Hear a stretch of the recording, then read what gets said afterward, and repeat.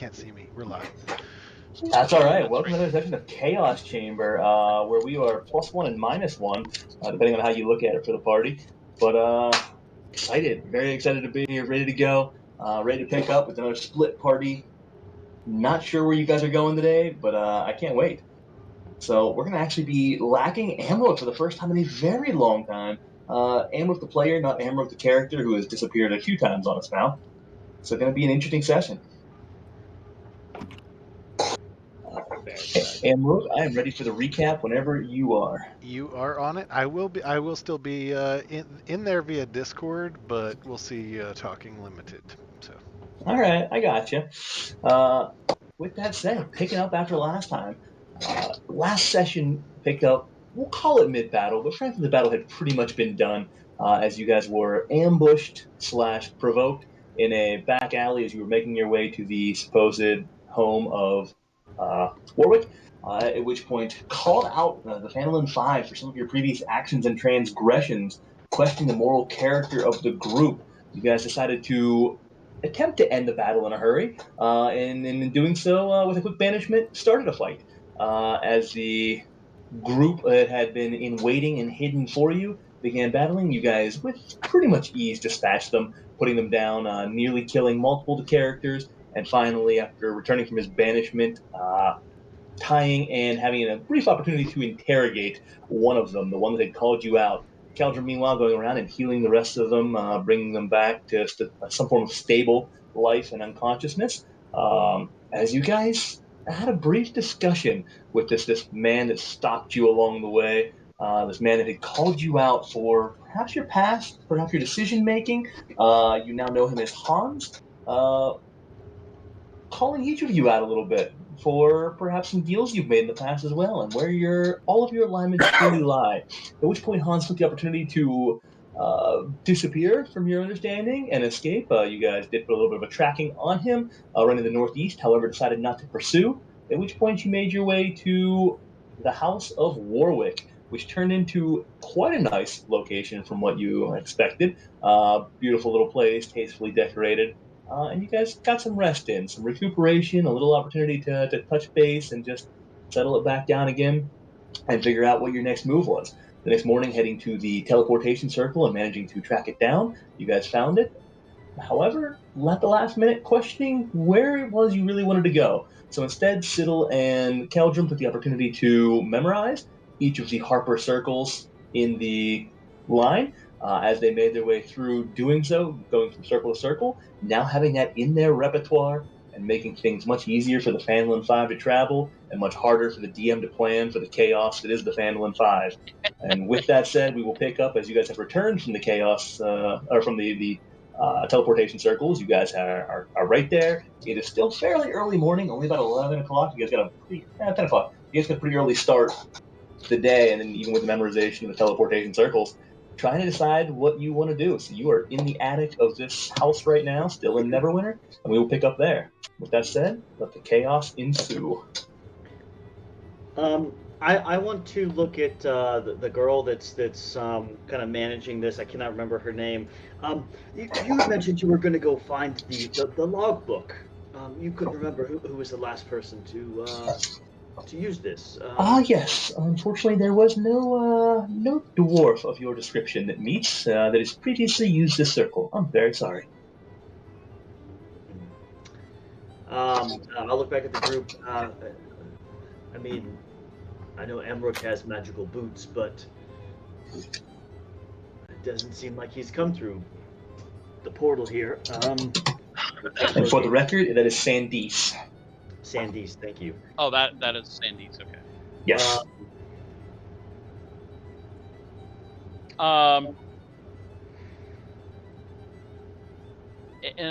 In that case, I'm gonna go sit down in a corner somewhere, in the room. Okay. Sit, crisscross applesauce. And I'm going to pull out and I'm gonna, between my legs or on top of my legs, pull out this. Whoa! If you need a little bit of time on your own, there's probably some rooms in here. Well, yeah. Pull out a crystal ball about yay big. Oh my god, dude! And I'm gonna put it in my. I'm gonna put it in my lap, I love Keldrum. and I'm really hoping we don't get into any major battles today because this is where'd it go? All right, Come on, I hold gotta. on. Griswold's gonna step up to you and just be like, "Hold on a sec, Keldrum." The look Garrett just gave you. uh, I'm just kidding. Griswold doesn't do that because that's metagaming hardcore. By all means. and I am going to. What are you Did doing? it cast it? Take aw. a couple minutes. I'm gonna take 10 minutes, and Holy shit. I'm going to attempt to scry on Amrook. Okay. Keldrum's Nice. balls just got 10 times bigger. I don't even give a shit. What's the spell save? Is that wisdom? Wisdom saving throw. DC 19. Okay. There's no way you're rolling that. Hey. Let's not jinx I don't things want you here. to roll it. I don't want you to roll. I want to know where Amrook is. Oh. Oh my. Oh. One second. It's very close. Hope you guys don't get into a battle today. Jeez. I know, right? That was your 5th level. Isn't that scrying a 5th level? That's my 5th level. Oof. Yep. No mass cure wounds for the rest of the day there, Garrett. Just to let you know. Okay. Times So, Big battle it is. Nice. with that said, you gain visibility on Amrook. You can see and hear in the particular vicinity a image appears before you. It's called augmented reality almost, and in your mind you can see it, hear it clearly. You can almost smell it. It looks so real, but you know it's not. You cannot interact in any way. But this vision is Amrook. He looks distracted, maybe a little distraught, a little focused at the same time. He seems to be a man on a mission. He is traveling, actually, on his own, hiking, no one around. You see some light woods in the background, what appears to be a strong forest line way off in the distance. Kind of behind him, you see some hills slightly to the north. But for the most part, he's traveling through some open plains with no trail nearby. It seems to be open wilderness, free and clear of all else. You see no other physical location, and he's traveling alone. Based on the... Oh, go ahead. Does he seem injured or anything? Do I see like any wounds on him? Does he look pretty fresh up? He looks fresh. He looks. Give me a perception check in general.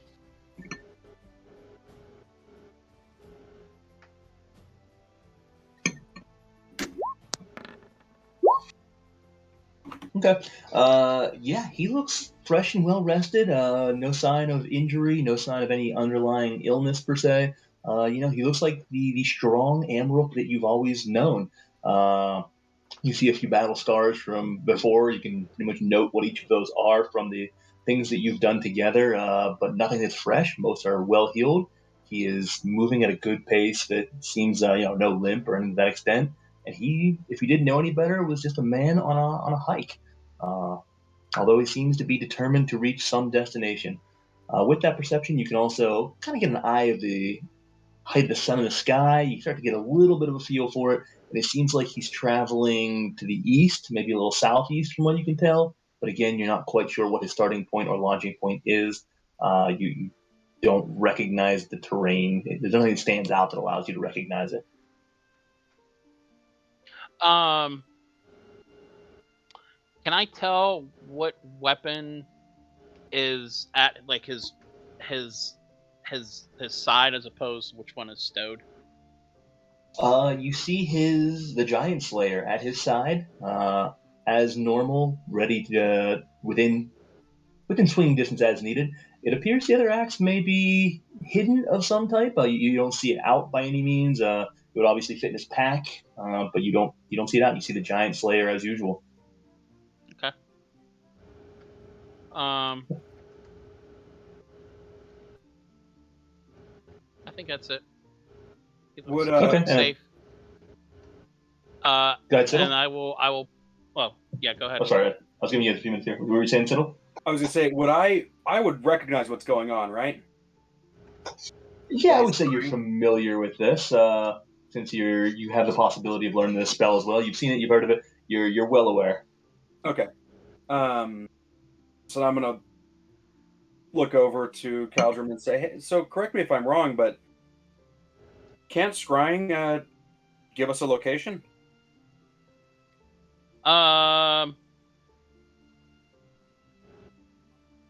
it actually tell us what we can choose? The spell. I don't think so. No. Save. You see, you create an invisible sensor within 10 feet of the target. You can see and hear through the sensor as if you were there. The sensor moves with the target, remaining within 10 feet of it for the duration. A creature that can see invisible objects sees the sensor as a luminous orb about the size of your fist. Instead of targeting a creature, you can choose a location you have seen before as a target of this spell. When you do, the sensor appears at that location. So you can choose a target, but you can't tell what the target is. Yeah. Okay. So, also very interesting to note, just for scrying in general, for who perhaps you were on the other side of it, what you may or may not know. Exactly. And because Amber that's can't a see good- invisible things, he's not aware of this. And so he just continues going about his hike. You see him stop momentarily in your 10 minutes to grab a little snack, some water, finds a creek running through before continuing onwards. He does seem like a bit of a man on a mission, though. You see an intensity in his eyes. Sorry, Okay. go ahead. I didn't mean to interrupt. Caldron? I will, with all that information, I will pull back from the spell, put the crystal ball back into my little secret chest that I have. And I will turn to the rest of the group and specifically to Griswold. I don't think Amrook's going to be joining us today. I think he's safe. I think he's safe. I think he's okay.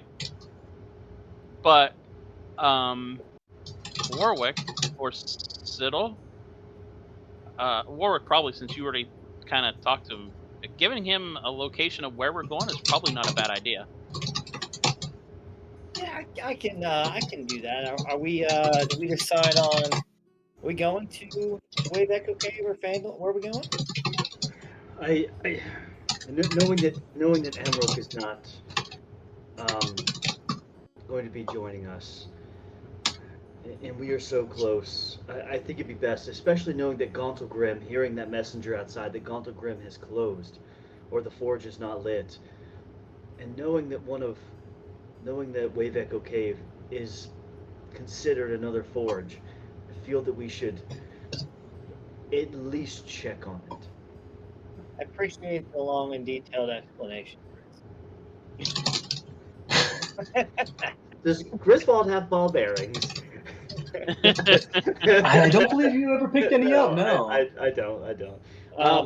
I can borrow some. I might need to. Out from Reed. Reed is not going to give Griswold ball bearings. Reed will throw them at Griswold. We know that. He'll give them to you. Right underneath your feet. Yeah. Yes, I think we should probably head to Phandalin. I also I want to stop off here. I'm gonna look at that young girl and say, where is there a house or office for the Lord's Alliance in this area? In this area. An office for the Lord's Alliance? Like a congregating point in because the Lord's Alliance is pretty is heavily involved in Neverwinter. I know this is the hard person. I know it is. I understand. I understand the factional devise here, but we have bigger concerns with giants roaming around in things. So yeah, I'm just gonna ask her. Let's see. Yeah, I don't know their office here. So they do have a location since they're heavily involved in government here. The government building would be one of them. There would be some people there, but I would say there's also other side of town in Neverwinter. There's what they would call their meetup place, their office, their location. I don't know what you want to call it. The base of operations. Yeah, we'll call it base of operations. So, look, in this not as interesting. Yeah, you'd probably want to we'd find them there. Other side of town, of course, more in the government district, which is on the southwest side. But that'd probably be what you're looking for. Awesome. I think you said southwest, southeast, southwest. You said Southwest. southwest. You're kind of on the east side right now, mid east. Okay, got it. I'll look back. Yes, I wouldn't mind stopping off there. And Siddle, I think maybe as we're venturing through, maybe we do pick up that scroll to protect against scrying. Consider, as I look over at Keldrum and say, considering how powerful this is, we know that someone has the ability to scry on both you and Warwick at this point, at least.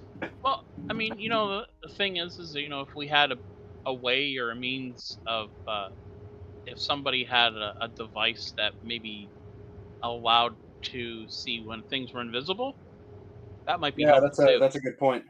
We actually happen to have a lantern like that. I'm going to glance over at Reed. We're gonna That have to could keep be it very lit. helpful. We're gonna You have to mean keep this it one? lit the entire time, right? What's that? Oh, We'll the have entire to- time that you want to see it, yes. Yeah. Yeah. Yeah, And perhaps we should just pick up some lamp oil. I think we have it. I think we Oh, actually yeah. had a ton of it. I think Reed bought a shitload. We only I have. thought. I wouldn't Could be say a shitload. then why don't we go by what I'd like to stop off at the Lord's Alliance quick, just very We have briefly. five pints of oil Mm. currently. And why don't we pick up that scroll and pick up a few more pints and quickly head out to Phandalin? Why don't One pint lasts 6 hours. Yes, maybe it is good if we pick up a few more pints. Would everyone? Does that sound? Let them Good. follow us. Hmm. I like it. He's like, fuck it. We're doing this. Saga.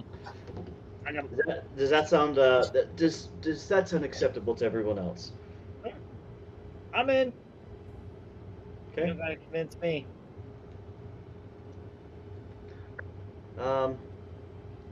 Pending it's okay with everyone else. Gee, I think we just want to pick up some. I think we might be able to fast forward on the pints. I could just toss over some gold. The scroll, I don't know what technically the scroll is, but I'll toss over the gold for that as well. Yeah. Thing that might take a hot So second is a Lord's Alliance, but I'll make that quick as well. nope, I agree. So for the oil, how many pints do you guys want? They're typically a flask of oil is going to be 1 silver piece each for each pint. I'll buy 10. I'll why can't I not open up my freaking? Okay, hold on. I'm gonna have to log. I can't open up the group pack. One sec. I have to log back in. I'll get a gold piece and get 10 pints of oil. 10 pints of oil. All right. So Yeah. easy enough. So I'm just restarting so I can actually open this up. And so we have that's under items. We have 10 pints of oil. 10 pints of oil for lantern. Okay, and then the scroll. Yep. So you were able to find a scroll of non-detection, like we talked about last time, for 500 gold pieces. I'm going to send this over to you, see if that is what you actually want. I mean, that's the kind of the best bet for preventing scrying. There's not really much for a group unless you do an 8th level spell for the inability for anti-magic shield, basically. But non-detection is kind of your best bet. Let me put this in your journal here real quick. I'm definitely going to look at Keldrum and Siddle on this to see if this makes sense, because I'll certainly come whop out 500 gold pieces, but if they think it's worthwhile. I mean, unfortunately, it's a one-time use unless Someone Siddle copies. can. Then, yeah. Here, what's the spell? Not non-detection. Non-detection. I don't think it's a free spell. I think it was.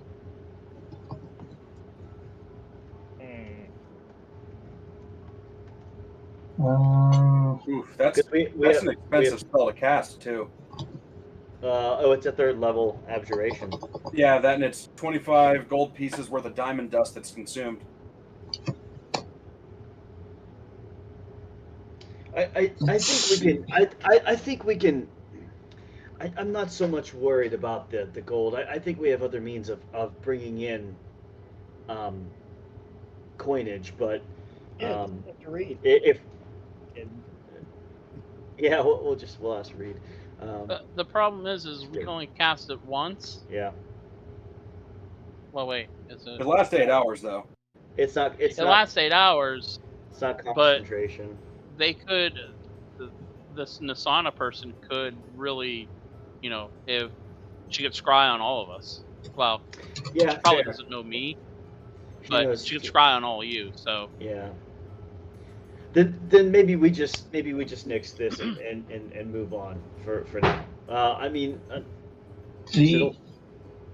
I'm going to throw out one other option here for you since you're looking for it. That may be better suited to what you want then. It's still not perfect. I thought perhaps a spell would be what you would want, but let me put this out here.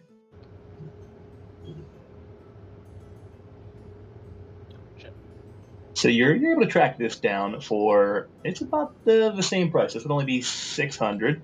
Actually, I'm just going to show to everybody, just so Eric, you guys can. do you have to? yeah, I got to bug out for a few seconds, but Okay. Oh yeah. So you might want to take a look at this. Go ahead and read it. I'm still listening. Gee, if Yep. you could, I'm gonna run downstairs and click that off. But if you just don't show it to me again. Oh shoot! Sorry about that. Yep. No worries. I can't unshow. Darn it. No, it's all right. Don't worry about it. I will Wait, unshow it what? again. Wait, why can't we show it to you, Carl? because that's on Stream, the and screen. I'm not there. It covers up Yeah. the map. Oh yeah, got it. Understood. That does only prevent one person from being cried upon though. Yeah, exactly. We would have to buy one for everybody I mean, I'm if they had enough. and and it takes an attunement slot. Yeah. I mean, All right. I'm okay with the attunement slot personally, but if I'll tell you what. if we don't all do this, us buying one doesn't matter realistically. Yeah, I think What do you say? I mean, What do you say we do a little off grid negotiation here, a little outside the rules?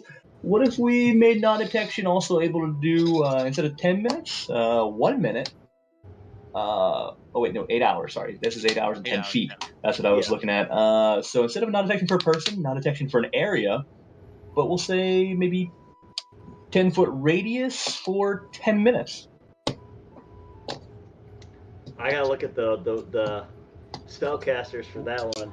well, It's we've only made 10. it this far after Yeah, Nasana. I think the lantern is good enough. Like whenever we want to talk and make sure that nobody is Yeah, listening in, we light up the we can use lantern the and lantern. Okay, so we just make it clear from now on that we don't say anything revealing unless the lantern is lit. Yeah. All right. Then let's. I think we'll nix the Garrett. Thank you for the homebrew option. I think we'll probably nix that, and we'll unless no one else is. Warwick wants that amulet. All right. Not a bad idea. It is available to you then Not as a bad well idea. for 600 gold pieces. I will happily throw over the 600 gold pieces. Warwick, Me? aren't you attuned to? All right, a- I'm a gonna couple of bug out other for a things? minute. I'm gonna try to go All on right, phone. sounds good, Captain. Aren't you attuned to a couple of other things? Yeah, I do have this this hand axe of warning if you'd want it. What does that do? Because you know Evan likes Evan likes magic items. What does that do? Because technically, I still have my mace. I have the sun halberd. And I have no, I don't have the I'm still tuned to the vicious mockery shield, but I'm not using it. But I can get rid of my mace depending on what your axe does. Oh no! Shoot! Sorry, I hit the wrong button. Amrook, I'm sorry. No worries. I fat fingered it. Grizz, dude, I just put it in your didn't journal realize if you want to look. No, come here. Say hi to everyone. Evan, here you go. Grizz, it warns you of danger, is what it says, but it actually, while the weapon's on your person, you have advantage on initiative rolls. Additionally, you do +1 to damage. I'm not worried about the damage. Initiative advantage on initiative for Griswold. All you. Warwick, if you're sure that you're not going to use that, maybe that could come in handy. Because I can attune to it, but I don't have to use that. It's on my person. Please tell me Grizz has to hold it with 2 fingers as he uses it. Because it's so small. It's a hand axe. No, I'm literally gonna put it on. I'm literally gonna like holster it, just so I'm not gonna use it. I'm just gonna holster it. So you're attuned to it, but not actually. You're not. It's not one of your readied weapons. Yes, that is. So yeah, it's basically a little toothpick hanging on his belt. Is kind of what it is. It's advantage on initiative. Does no one else want this? That is awesome. No, yeah, you can. Actually, I forgot. I have the ring, anyways. The ring, the ring of spell or spells that I do attune to. So I have to get rid of one of the No, come here. spots anyway. No, come here. Say hi to everyone. And Mom combed your hair for some reason. Hi. Oh, come here. Mom, good thing this is a mature rated channel. I don't know if we're allowed to show that much skin. Hi. Hey, no, now you're showing your say nips. turd. No, can you say turd? Turd. Makes me so happy. The little things in life. Can you say meatloaf? Meatloaf. Talk normally. Meatloaf. Meat chunk. Meat chunk. All right.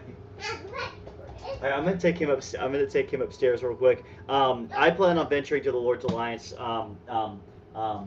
base of operations. I got to do a quick thing there, but that'll be. All right, Grizz, are you taking that hand axe then? If no one else wants it, and Warwick cannot attune to it anymore, then sure. But it is open for everyone else first because it might be better suited for someone else on the initiative thing. Yes. Yes, thank you. That's full. Demanding little shit. Yeah, hey, really. Hey. Yes, he is. Yes, he is. Takes after his dad. That is that's very true. That's very true. All right, I'm gonna take him up real quick. I'll be back. I never thought Ryan was that demanding. Glad somebody said it. All right, so we've got a few remote. He wants to head over. So you guys travel across town and find this Lord's Alliance. Griswold gets distracted along the way and meanders off, and so he misses it. You guys get to go in and do whatever you want without him. Yeah. Let's burn it down. Griswold was saying something about fuck the Lord's Alliance. You guys are worthless. I have no clue. You guys spray paint graffiti on the front of the Lord's Alliance domain here. Spray paint a big ass cheek right on the side of the door.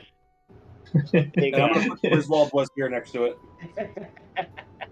It's the giants precariously perched behind the Lord's Alliance in a compromising position. I like it. That is. That's nice. Is there anything else you guys want to do in the city outside of this then? You can take care of while he is gone. I don't have anything I need to do. Nope. I have nothing. I have nothing. Just let you guys know, I am listening in. I'm on my phone on my car, so I am kind of listening in. So let you know. All right. We're just No we're worries. just graffitiing the Lord's Alliance. Don't worry about it. With dicks and symbols of poop. I've never trusted those fuckers anyway. Yeah. Fuck. Yeah. No. All right, There's so you guys can meander nothing around the city, taking the sights and sounds a little bit. Yeah. Normally I take a break, but I don't want to make Amrook run downstairs. You totally can. It's fine. It's not like he has anything to do, right? You guys grab some lunch. Let's say there's a nice little shawarma joint nearby. You guys track down, get to munch a little bit. Or some shawarma. That sounds delicious. The Neverwinter food's pretty good. You guys have been here before, checking things out. Little shawarmy. What kind of thing is it, right? You don't know how bad I want to go back to that place where we found that iron stone or something. Trying to use some magical stuff to get it, but I won't. I think you absolutely should try. I do not want to. I would rather not die. I'll tell you what. Let's take a super quick. We can keep the stream on and just hang out and maintain a quick 2-minute break. Then he is back. Give me 1 quick second. Then I'll be right back. Yep. And we'll get back to it. I am still listening. Hey, Grants, just to give you a heads up, we painted poo symbols and big dicks and everything, and Griswold was here outside of the Lord's Alliance. Yeah. Yeah, you didn't. yeah, No, we you did. didn't. We totally graffitied it. No, you didn't. All kinds of graffiti. You want to know what we did the graffiti in? Our own? Easy. Yeah, remember that time that we burned down that thing, that tavern, while you were not on the session and you didn't believe us that it was us? Yeah. This is exactly like that. Got it. Yes. Oh, damn. So it looks okay. and smells like shit. Damn. Yes. All right. I'll be right back. Did anyone not want the hand axe of warning? That's all you. I only have 3 slots. I can't take anything else. Oh, you're already attuned to 3 things. And Siddle, are you attuned to 3 things? I think so. I don't think I can wield a hand axe anyway. Well, you can. Well, no. So I'm not going to wield this. The only reason I'm actually taking it is I'm literally going to have it on my person, so I get advantage on it on initiative. That's legitimately it. You don't have to wield it. Like you literally don't have to like. It can be on your person, and you can just be like, yeah, what's up? I got advantage on initiative rolls.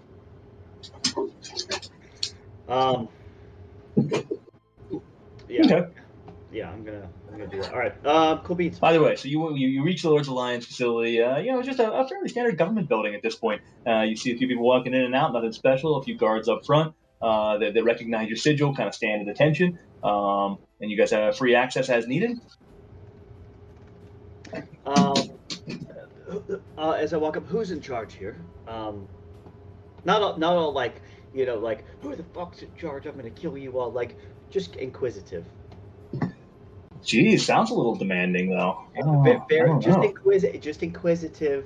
I'm Griswold. Who's in charge here? May I speak to them? No, you may not. All right, so we're Neverwinter. 1 moment. I thought I had this prepared, and I did not.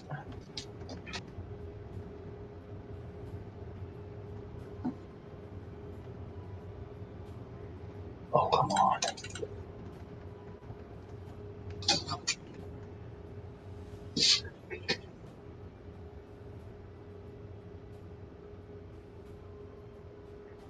There we go. That would be Colonel Edford. He is located inside at the moment. He is just finishing up another meeting. You are welcome to see him. You said Colonel Edford, E-D-F-O-R-D? E-D-F-O-R-D. Yep. Dope. Okay. Captain Edford. Sorry, he is a captain. I'm going to waltz right in, my big ass. Anyway, with the sigil ring, you're welcome to, as well as the party. They give you guys a couple generating looks, but otherwise you are free to go. As you guys pass through, the doors are immediately closed, and they're back on guard. So you guys feel comfortable. So you get brought up through one of the guards that are inside. Brings you to Colonel Edford, who is in there. Looks down, sees your sigil ring. He seems to be a half human. You're not quite able to make out his race fully. Older man, sort of a lot of battle scars, strong chin, strong jaw. Man who seems to be a bit no nonsense. Looking up, just kind of staring at you. No greeting, no welcome. Just kind of taking you in and reading the group. You see his eyes dart from person to person. I like this guy. This is cool. Captain Edford, I presume.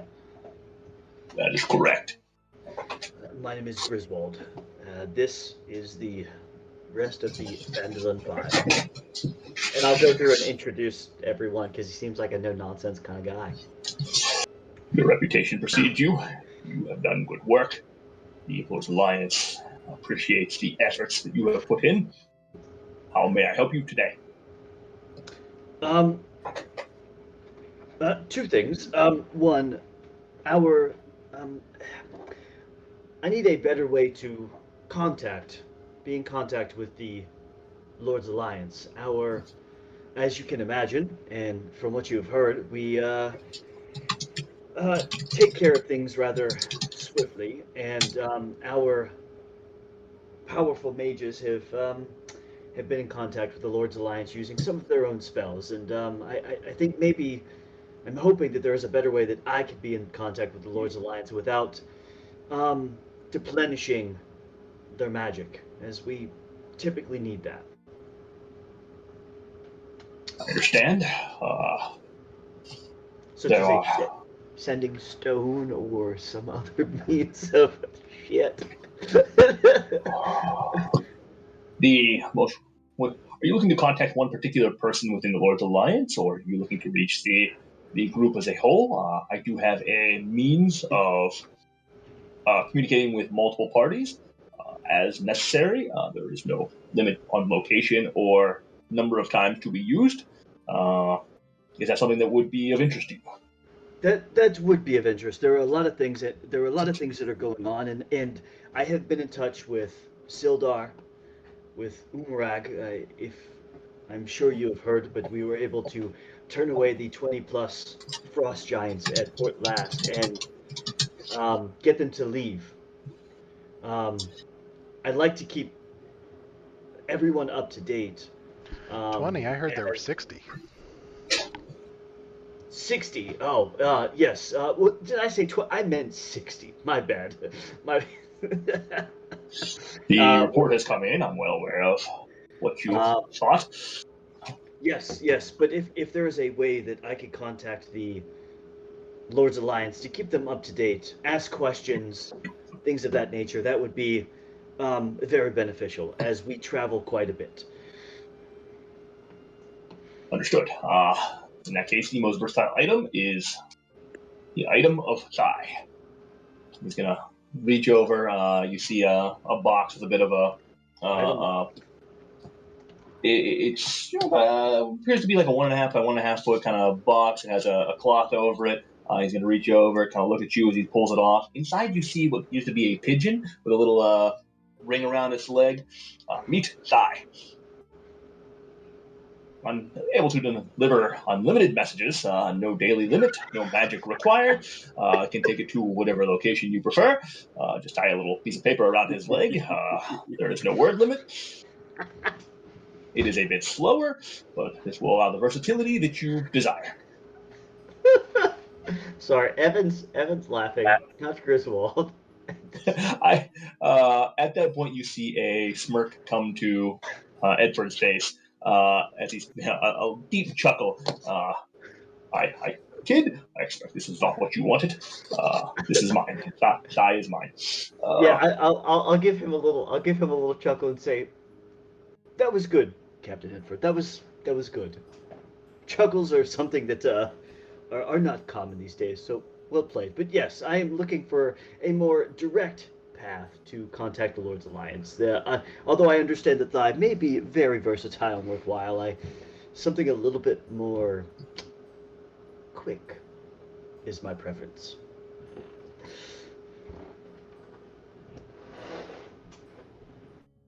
I don't know if Griswold. You kind of look around at the group. Sure, Griswold. May I take a moment of your time alone? Yeah, I'll look back at the group. I'm gonna smack Griswold on the ass and tell him, "Go get him, Tiger." Captain, with all due respect, my preference is what needs to be said to me is said in front of the group as well. For I like to be very direct and upfront with the group on what is going on. Yes, that is my preference. If you are sure of that, absolutely. He's going to pull out a piece of paper. The report came in about your previous request, the itching that you had down below, and whether the Lords and Lions could help with that problem. We believe that it may be sexually transmitted, incurable. Are you sure you're not talking to Warwick? Captain Edward, is that for my dear friend Warwick over here? And he's gonna once again just look up, give you a little grin and a small deep throat chuckle. Now, I just wanted to teach you that if I ask you to be alone, you would agree to it. Personal joke of mine. If it is your preference, I will oblige. I know that I'm asking you for help in this instance, but in the future, my preference is whatever can be said to me can be said to this group. They are trustworthy, but I will take a step towards him as I'm assuming he's going to lead me off somewhere else at this point. You guys are in basically your own little room here, so they're basically asking everyone else to get out. Shit. But if you'd like to do it with the rest of the group, he will allow them to stay. And then let you know that it is Lord's Lives business. You are sworn to be a member. They have not, but if you trust them, based on their history, so do I. Griswold, we can step outside. It's no big deal. Okay. So you guys step outside the door, then just a little again, very formal office area for what you expect for a bunch of soldiers, politically minded soldiers. Not quite what you expect. You did pass like a little armory along the way, but mostly offices in one form or another. Pretty boring. So Sir Captain Edford is gonna sit down and Sir Griswold, I have been authorized by the Lords of Lions to thank you for your efforts thus far. We had hoped to catch you while you were in town. We did not realize you were here yet. But now that you are, I'm glad you found us. Because of your ongoing contribution and dedication to the cause, we have taken a vote and agreed that you are well suited for the Lords of Lions to maintain and align with our particular requirements and for the good of all of Farron. That you maintain the, shall we say, the beliefs, the belief system of the Lords of Lions, which is to unite forces against the dark threats, to fight for the realm, bring glory, honor, and prosperity, and don't wait for the enemy to come to you. The best defense is a strong offense. You have proactively helped to ensure the goal of limiting threats to the established powers and ensure the safety and prosperity of cities and other settlements across the Fair. Because of that, we would like to offer you an increased rank among the Lord's Alliance, particularly that of Red Knife, as well as, because of your continued contributions and difficulty to pin down, that of Stingblade. As such, you hereby have the authority for any command post that you find to the Lord's Alliance, any government faction in which you have the ability to shall we say that they have some organized rank and file of a city guard. You may take command of any of those below the rank of lieutenant, as well as have the Lord's Alliance assistance to call when needed for a platoon, and also allow me to set upon you a gift. Normally, I would offer you a gift commensurate with what you are looking for. And he's gonna put a ring down on the table. As he does so, you see. I'll share this with you. Hot diggity damn it! What did I do today? Oh, I can't easily share this. Here we go. Let me share this to check your journal real quick. I think I only showed a 1, and I just learned how, and I forget.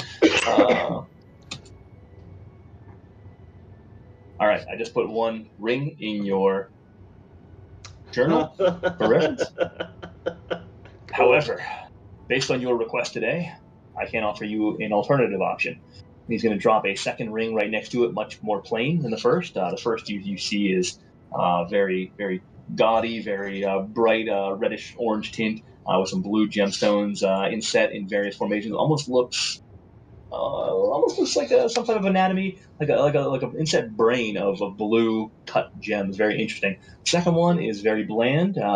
Is a silver ring only. Basic inscriptions upon it on the outside. And he goes, "This is a method used among the captains of the Lord's Alliance. You may recognize it similar to a sending stone.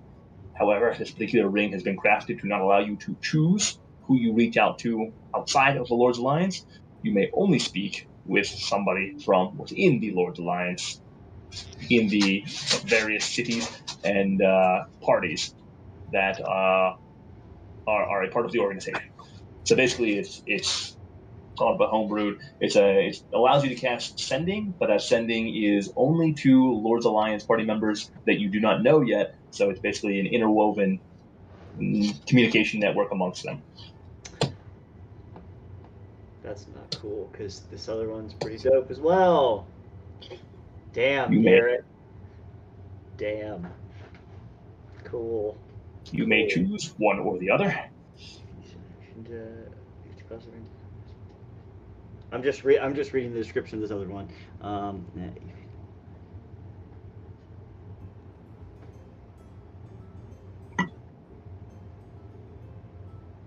Hold on. Time the fuck out for a second. Okay. You die when somebody else. You can remain in the ring. Yeah, go ahead and read that third paragraph. Yeah, so I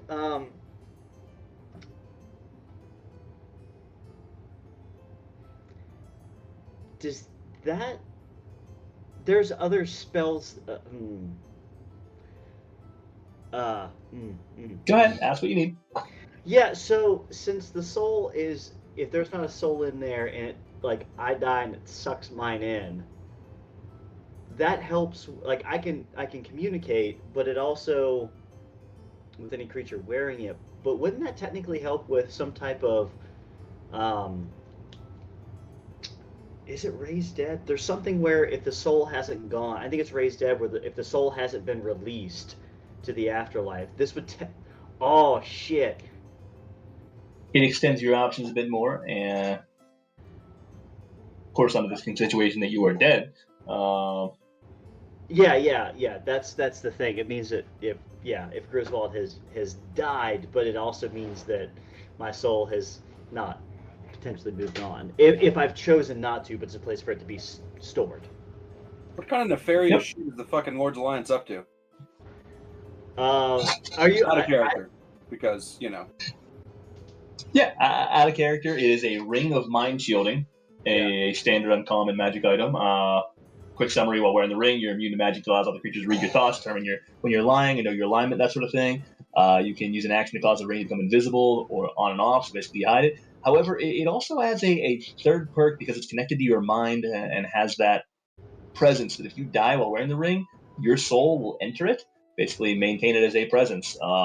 And you can telepathically communicate. Basically, turns this ring into a sentient object, so that your soul is preserved long term. Now, as Griswold was mentioning, there are spells that then help whenever the soul is preserved, helps raise the dead in the long term. But basically, it's a way to prevent permadeath.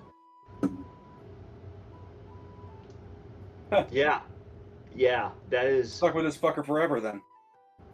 Yes, yeah, right. You can take Griswold with you, and there's no way to stop him as well from telepathically communicating. So he can basically haunt you should you wear the ring, or you can drop it down into the bottom of a river until some fisherman finds it and takes it into a cave with him. Is there, Captain? As much as Captain, I sincerely appreciate the words, consideration, and acknowledgement that not only myself but my group of colleagues, dare I say family, have taken a stance on to try to help these the lands here. So, um, see Griswold kind of smiling a little bit, which is pretty dope, because that's pretty cool. So thank you. I know I came in here asking for a line of communication, but what you have provided here is something um, something I did not know that I needed. So I will I'll take the you see Griswold pick up the ring of mind shielding. Um, Noted. we still have methods to communicate, and for that I greatly appreciate. But knowing what we are going to face and what we are headed towards, I truly believe this is going to help a lot more, and I sincerely appreciate this gift. I'm curious, how does this work? It says creatures can telepathically communicate with you only if you allow it. Is that like a collect call? Like, You Yes. accept drugs, bro. Yes. I want to send you a message. Do you accept? Yes. Pretty much. You can choose to just put them on hold. So I have I'm sorry, Warwick is unavailable at this time. Please try again another time. so I can basically, if I go to a command post, I could basically say anything from below a lieutenant. I outrank them. I'm like, let's do this. And if needed, I could call in the Lord's Alliance will send me a platoon of people. Correct. I will send you some more finite details, but that about sums it up. Okay. Um, that is Or an airstrike. awesome. Out of character, the Lord's Alliance has been attempting to, someone of authority has been attempting to catch up with you guys for a while based on your deeds. However, you have not spent much time. You would have earned that rank in Mirabar had you guys gone through it. However, the Lord's Alliance, you guys rerouted around that. Luskin was the wrong city for it, and Fort Lash did not have the authority or the communication ability to do so. So, hence the 2 rank jump. Yeah, I was like, wow, damn, so technically I'm technically a sting blade then, not a so it was red knife and then sting blade, correct? Correct. You are now a sting blade rank. Okay. Probably get that checked out by a doctor. Yeah. That was the first issue they were trying to take care of. Yeah. I could First of call all, it. if you don't joke with us walking out of the door and just being like this, wiping your face off a little bit, I'm with you on that. A little disappointed. I'm mad. No, I will pick the ring up. Captain Edward, I sincerely appreciate this, and I can assure that what we are trying to do is preserve these lands and stand up to the chaos that is ensuing from many different directions. But before I accept this, and I have this in my hand, I have to be upfront. I was speaking with Umrog in Port Last. From the evils that we have seen, with the giants, the undead, and the fishers, if you know about those, I have told Umrog that I believe that now, more than ever, might be the time for man to stand together. And yes, that includes factions who may not have been aligned, to maybe put that aside to show that we are a united front. I understand that there must be separation within factions, but we also need to show strength in numbers, and the giants are not going to stop until we show that we are powerful enough to get them to leave us alone. So before I accept this and the rank, I need you to understand that while I will banish any hell and evil on this earth, in these lands, that is my intent at this point.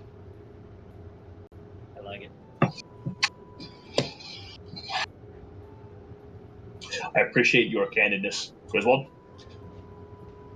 We are aligned in that goal. Ooh. The unification of Farron is critical at this particular juncture. It is not an easy task. We do not know if we are up for it. As you know, currently the Lords Alliance has a publicity problem for our particular branding. We are currently noted as the cause of this particular disease spreading the nation for the Giants. It is undue, in our opinion. I am not privy to all of our actions, but I do not believe that we were involved. However, you should be aware that not all agree with that sentiment. Please also be aware that with this increased position of yours, that the increased notoriety that you have brought will make you a target. We have been hearing of hit squads, assassins that have been targeted towards the Lord's Alliance for our efforts, and I do not believe you will be immune to that. The pits that you speak of, these chasms, these holes, are rapidly increasing, becoming a significant threat. We do not know yet if it is tied to the Giants or not. However, they are appearing in greater number, more frequently, more significantly, and in more prominence. They are just as much of a threat, though we do not yet know. So the Giant must be our first focus.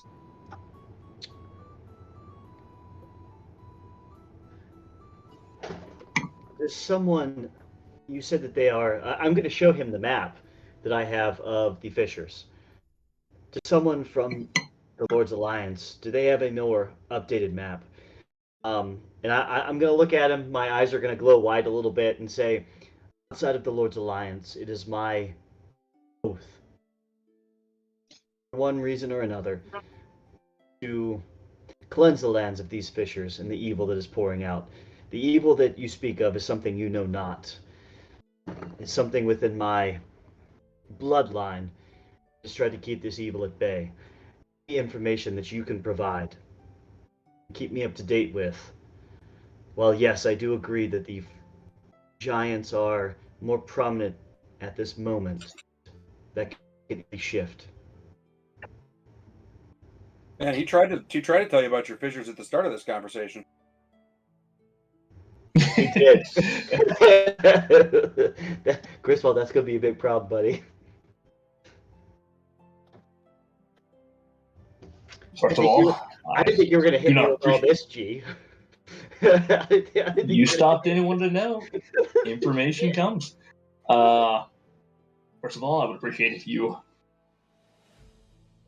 did not in the future call me ignorant to the evils of this land. I have seen more than you perhaps could assume, boy. I like this guy. I like this guy. I do. That's good. Second of all, yes, we do have more updated intelligence. It appears your map is severely outdated at this particular point. You are missing some others that we have encountered, though I cannot say that they are all of them. And he's going to pull up your map here, and 1 second. Going to give me another map. Yeah. I do not have another map queued up at the moment. I can do so in the future. However, okay. No where is your map? Gosh darn it. It is below the player handouts, below the rooms. Thank you. There we go. Within the map of known fissures. Awesome. So. Ooh, I never gave you the other latest one either. That is actually the same map. I owe you that. That will be here for next time. He is going to take the opportunity to point out a few additional locations that have come in.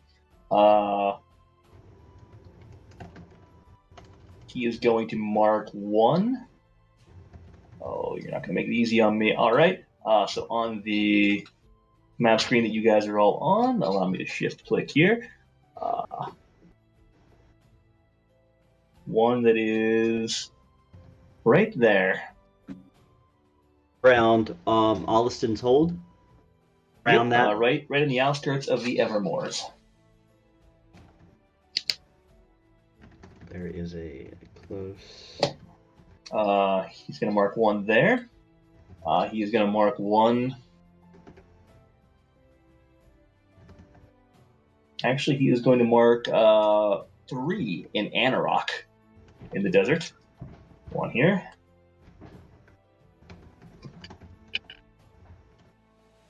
One approximately. Damn. This guy's badass. I like this guy. Yeah, one down here.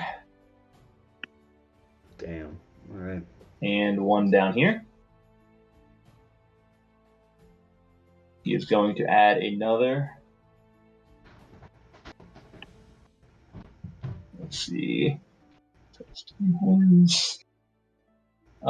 So 1 over here in the Dale Lands. And he is going to mark 1 other. The last one. Just north of Lork. Right about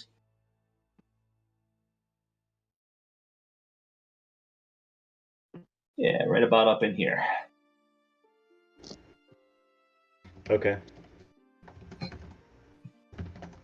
Damn. And then Shit. Well, that's awesome. Yes, it seems my map from Chamb3r was severely outdated. Thank you, Captain. And I don't mean to say that it is ignorance by any means. Forgive me, but my family has been in the line of keeping evil at bay for many, many generations. So consider that I may be young, but I understand the evils at bay as well. Understood. My family has done the same. Many of men have lost their lives for this land. I like this guy. Threats that you could not begin to imagine from planes that you may have never heard of. I like this dude. This guy, I want to buy this guy beer, but we don't have time for that shit. Captain, if I make it back to this town, you and I will have to go have an ale or many and talk about some of these endeavors at some point. I'm open to that. The first ale would be on you. Many. The night, sir. Excellent. Anything else I can do for you, Sir Griswold? Any beers? No. That is all. Appreciate it. Yeah, that works. Dope. Again, thank you for your efforts. We've lost many good men in this fight. You have spared lives because of them. Please don't do that in my office. Griswold walking out flexing a little bit. I'm just kidding. Griswold's not that. Yeah, all right. So I'll turn around and venture out. Get back to the group. Okay, so I guess we're ready. We can go to Phandalin. Looks like you're limping a little bit. What happened in there? I'm grabbing my ass a little bit. Wait a minute. Wait a minute. You just come out and we're like, okay, we're ready. What the heck happened? What's that on your chin? Oh, my bad. Was stand on the table or? He did. He had to stand on the table. I had to kneel down. Like it was a weird. It was an awkward position being bent over. It was just. Anyway, no, I'm just kidding.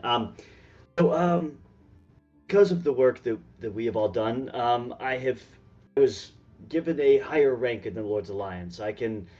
There are many things that go along with it, but I can command certain people at. I have certain rank at different command posts within the Lord's Alliance, which could be very beneficial for us, getting information. And I can also call in a platoon of soldiers. Say we need that for something else. I was also given this. I'll show the Ring of Mind Shielding. And most importantly, The fissures are spreading more than we anticipated. The map from Tribor was severely outdated, which is a very big concern. And I will show that. I will save that for later. But um, I suggest maybe we find a few horses and venture on down to Phandalin. It would be a faster ride that way. Okay. Anything else you guys want to do in the city before you go? Nope. Where you have you actually are now a sir. No. Okay. I am what they call a sting blade, but know this. We are Wasn't fighting that a movie? lot of. Was that Billy Bob Thornton? Is it? I don't know. Sling That Blade? was Sling Blade. Yeah. Sting blade. Sling Blade. Sling Blade. Sling blade. Mm, Know this. Yep, the Sling Blade's for the Lord's movie. Got it. Lord's Alliance may have some interesting dynamics, but I let him know that we are taking care of the evil amongst these lands and maybe trying to even bringing the people together, regardless of faction at this point, because the giants don't care what group we're in, and he is at least in agreement with that. I know that the Lord's Alliance may have a bad rep for many different things, but if he wasn't going to agree with that, I was ready to lay down the Lord's Alliance for good, because we have bigger things to tend to at this point. So, I think they are also on the same page as we are. Yeah. So I'll go ahead and start venturing out. I have Frank, and we'll go find some horses, and let's have some fun. Let's get in We the not party. kill my horse this time. Some horses, you say? Horses. Horses. Okay, just want to make sure. We're gonna ride some horses. This is. Warwick's already did. So you guys managed to find plenty of places in here for availability for sale for various items. You guys managed to track down horses with relative ease. You priced a few different ones out, and right off the bat, you're able to get a price of about 75 gold pieces per riding horse. Unless anyone would like to negotiate. I'm gonna pee real quick. I figure Warwick's gonna negotiate. I have Is that Frank. Griswold that's peeing, or? Evan's gonna pee. Griswold. Oh, okay. Gonna stay there, or maybe he will. I don't know yet. No, Warwick seems to be slightly occupied at the moment. He's not gonna negotiate. Okay. 75 gold pieces each. You guys have. Oh, how many men in your party here? Currently, men and women. 1, 2, 3, 4, 5, 6. So 6 horses. So you're looking at 450 gold pieces, or 75 per person. I'll chalk mine up. Whatever that. Where's my gold? Yeah, I'll hand over 75. Okay. You guys each gonna pay the 75 gold pieces then? Ooh, what indeed? Yeah. Yep. Hey, G, just do me a favor. Put that in Roll20 chat, so I remember to deduct 75 gold from my coffers. All right. I cannot within the chat. Oops.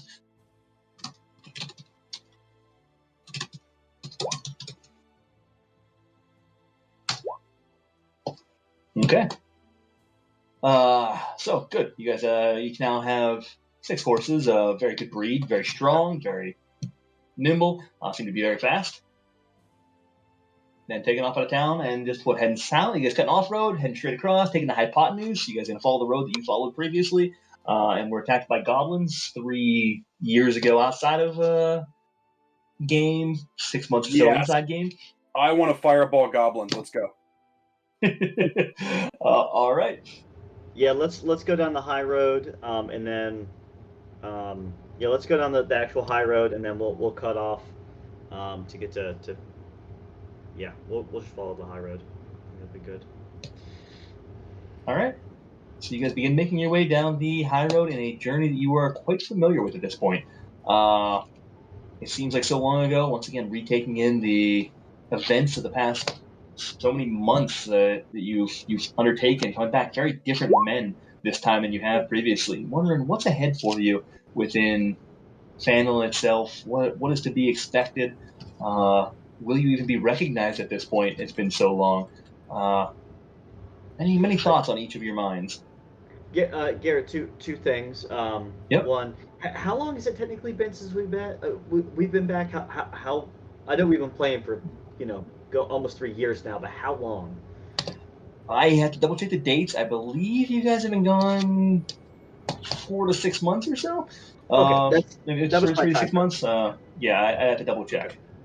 And this is for the group. Did we send a message to Amrook to say we are going to Phandalin? I know we mentioned it, but I don't know if anyone did. Not yet. We will. Oh, we will, or we did?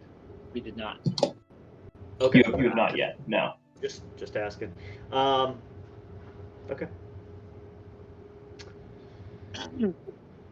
Okay. So basically, this is going to double your travel speed. You guys can knock out about 48 miles a day with the horses. And it's about 120 miles down there. So it's going to take about 2.5 days of travel. Taking high road, cutting over. Okay. Okay. I'll tell you what, we'll go ahead. I'll send that. I'll send that message over to. I don't know. I think. Yeah. So I'll pass that little message here over to Amrook and say, let's see. I mean, we can keep going. I'll just send him a message when we're going. Okay. Yeah, you're going to send him a message then. One thing I'm going to put back in. I had mentioned something else to Gabriel last session, right at the tail end. I don't know if you saw it. I'll once we rest wherever we do, pending that we do get a chance to rest. I'll carry that over to a message to Gabriel at that point. All right. Yeah, I apologize. I don't recall seeing it. Nope. It was right before you sent over the messages about everything that the news person was saying, and whatnot. But here, I'm just gonna post it back in just for you. There's no rush. It's all peachy. I just wanted to. I didn't know if you had anything else prepared for that, and didn't want you to be like, Evan, you already sent this, you douche. You would say that anyway. I did not recall seeing that. Thank you for resending. No worries. Hey, where are we heading after Phandalin? Dude, we might not even make it to Phandalin. Like, we're gonna get sidetracked halfway there. So yeah, that's true. I don't know if we've decided that yet. We'll just have to. Earlier, I thought about that earlier today. I thought, maybe after Phandalin we should go here. And I thought, you know what? There's no sense to me even trying to say anything because that's just ridiculous. I'm just going to say, dear Samrook, we are on our way to Phandalin. Be safe and see you soon. Yeah.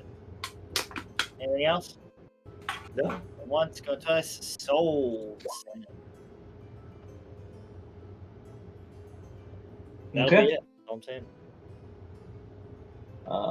Good. So Amrook, at any point, whenever you would like to, feel free to send that back to your Discord or through the game, and we can reply. Otherwise, it is silence on the reply.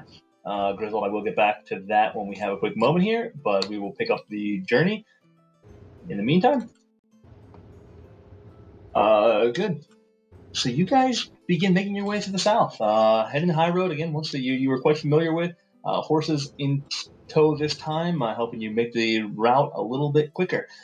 It's still midday whenever you guys get off, so actually that is about the half day of travel that you'll take. So you're planning to be able to get about 24 miles out before the night sets in, and you guys are able to find a place to set aside. As you travel outside of Neverwinter, right off the bat, the road is fairly busy. You guys pass a lot of places coming in. Not a lot going out this time of night. They probably all left earlier in the day. However, you're catching a lot of wagons, carriages, horses that are coming in from the south on the high road. They seem to be finishing up their journey for the day, coming into the city. So for the first 5 miles or so as you leave, a lot of traffic each way. As you continue, it begins to slow down. The interactions become less and less common, but you've seen various families, children, men, women, soldiers heading to the north, any urgency heading to the south. After those 5 miles, things calm, and you have the road pretty much to yourself. Moving southward, miles pass. Nothing too exciting here. You know the high road well, and so there's little to take in that you didn't know previously. What is your marching order for the 6 of you? I'm smack in the middle. Griswold will be up front with Frank. I'll be behind Grizz. I'm in the back. I'll go up front. Something's coming up behind us. Calling it. We're in the middle for me. Okay. So, Reed, you traveling like side by side with Frank and Grizz, up ahead of them, behind them. Grizz? How are you two? You guys both sit front. Who's where? Do you want to be in front, or do you want me in front? You have probably a better passive perception than I do, so. All right. Reed Yeah, I'll go up front. can be in front. Probably be best. Okay. So, give me a second here to pull this up. All right.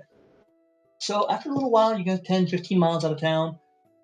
Things get quiet. You people passing are few and far between. The sun's beginning to kind of go lower on the horizon. Not quite setting yet, but getting down there. You're approaching dusk. 3 o'clock comes by, 3:30, 4, 4:30. Then the day continues onward pretty uneventfully. Is there anything you guys want to be doing while you're traveling and have a little bit of downtime? You're riding a horse, but frankly, you guys have a little bit of time to just hang out here. Any conversation you want to have? Anything you want to be working on? Anything in particular? I can't attune to an item, can I? I pushing would without visibility. I'll let you attune to it on a horse. You guys are riding pretty handily, no issues. So yeah, you can attempt to attune if you guys want to. I will unattune to the. Oh, geez. Well, I have the mace. I will unattune to the vicious mockery shield and attune to the ring of mind shielding.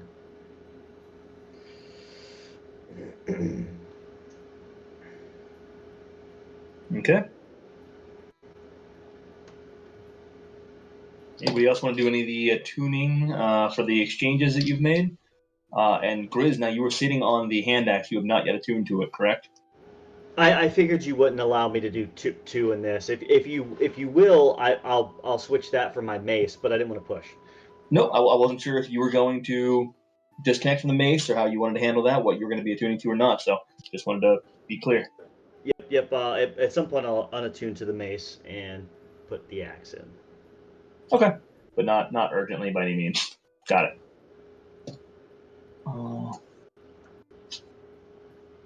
Oops. So as you guys continue southward, the road takes you through this dense patch of forest that you're so familiar with. You guys continue. It's a pretty well beaten trail. All is quiet. Before you finally see another carriage, you haven't seen one in a long while. Haven't passed anybody. You see a horse-drawn carriage coming towards you. In the front sits a gaudily dressed, slick-looking high elf male, sturdy, red-haired dwarven woman wearing heavy armor next to him. Alongside the carriage walks 6 leather-clad men, each with a morning star at their belt and a heavy crossbow slung from their large backpacks. They're quiet as they approach you. They give you a bit side eyes as you guys come up. And then, as you get near, you see a smile.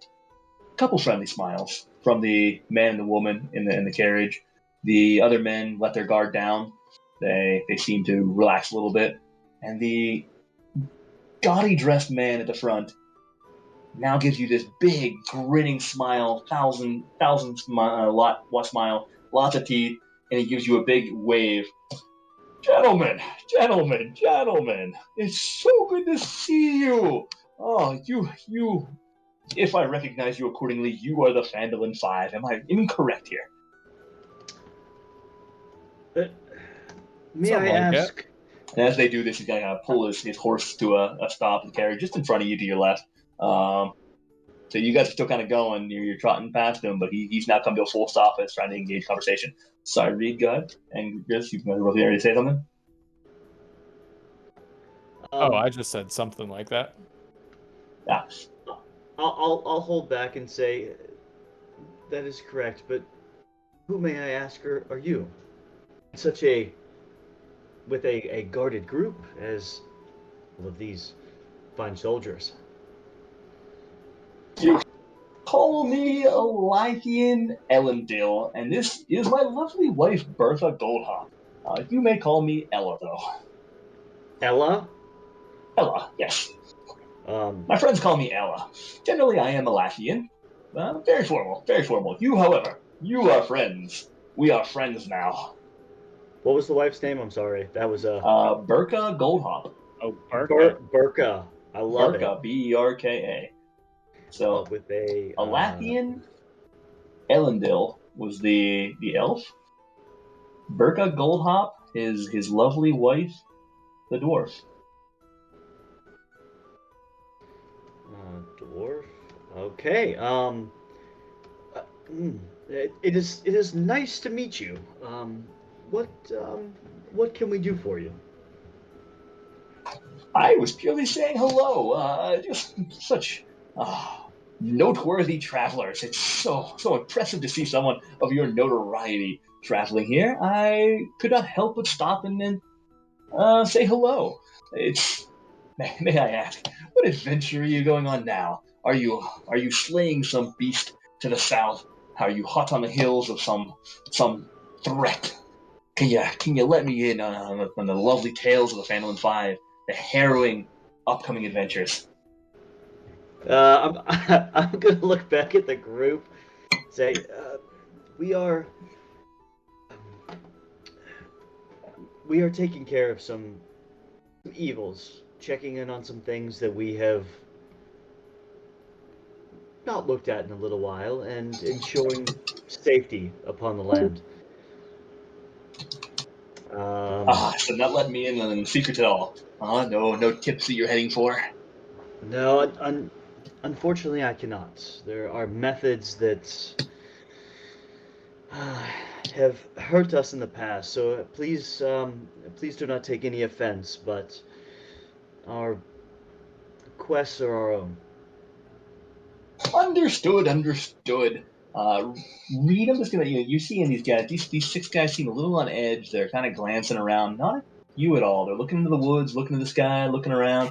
These bodyguards seem to be pretty nervous at something, but like you can't tell what. You also notice, in addition to their normal weaponry, you see something you don't see often. You see each has a net launcher attached to their belt as well. That seems to be an easy access. But otherwise, they're pretty much ignoring you completely. They're catching some fucking dragons. What you guys looking out for? Well, since you've asked, allow me to ask you. You haven't happened to see any dragons in the area, perhaps? One in particular that we're looking for, a nasty little bugger that I hate to even trouble you with. It's so far below each of your pay grades. With as dastardly as each of you are, the skill set is well beyond anything we could ask for. However, we are keeping an eye for a particularly troublesome bronze dragon that has been terrorizing this particular area, been attacking some of the caravans, putting out good people with hard-earned wares that they are spending their good-earned money on, and he is terrorizing them, stealing the cargo, just generally wreaking havoc with no purpose whatsoever. So we have put it upon ourselves to come out and perhaps track this down. A lead had took us along the high road, and we were hoping that we would run across them. Any chance you've seen anything of the such?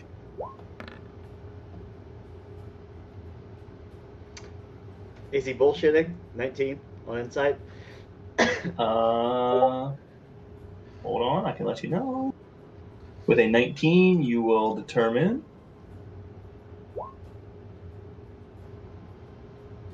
He is. I'll be right back. He'll be right back. All right, Althea. He seems to be telling the truth about the dragon. Definitely looking for a bronze dragon.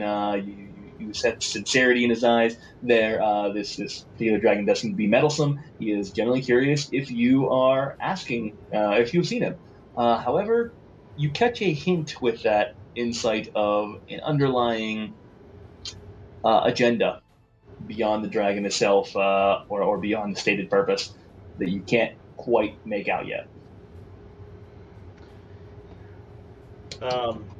Ella, if I may be Yes, so yes. bold. May. And you must be Griswold? May I call you Griswold? You look like you're Griswold. Yes, I am Griswold. Ah, Griswold, it's so good to meet you finally. Your reputation truly precedes you. Has anyone told you that before?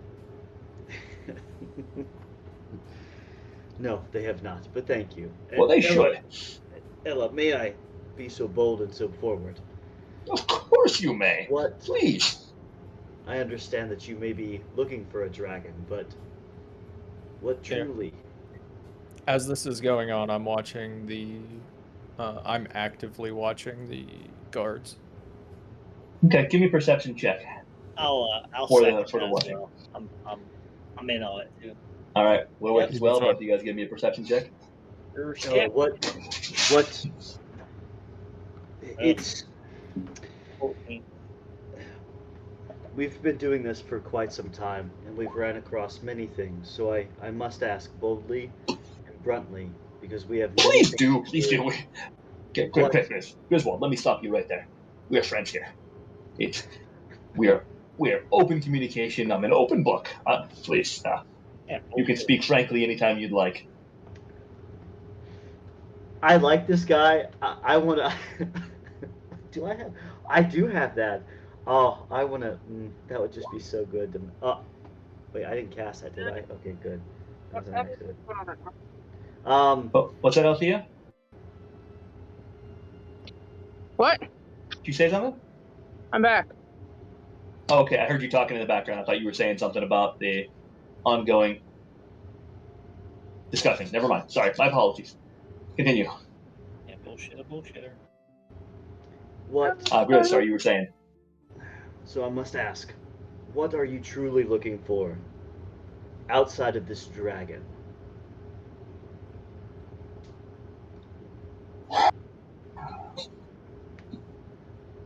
Can I level with you, Griswold? Can we be frank here? You said we are friends, Emma. You said we are friends. What was that, Reed? I'm gonna dismount. Okay.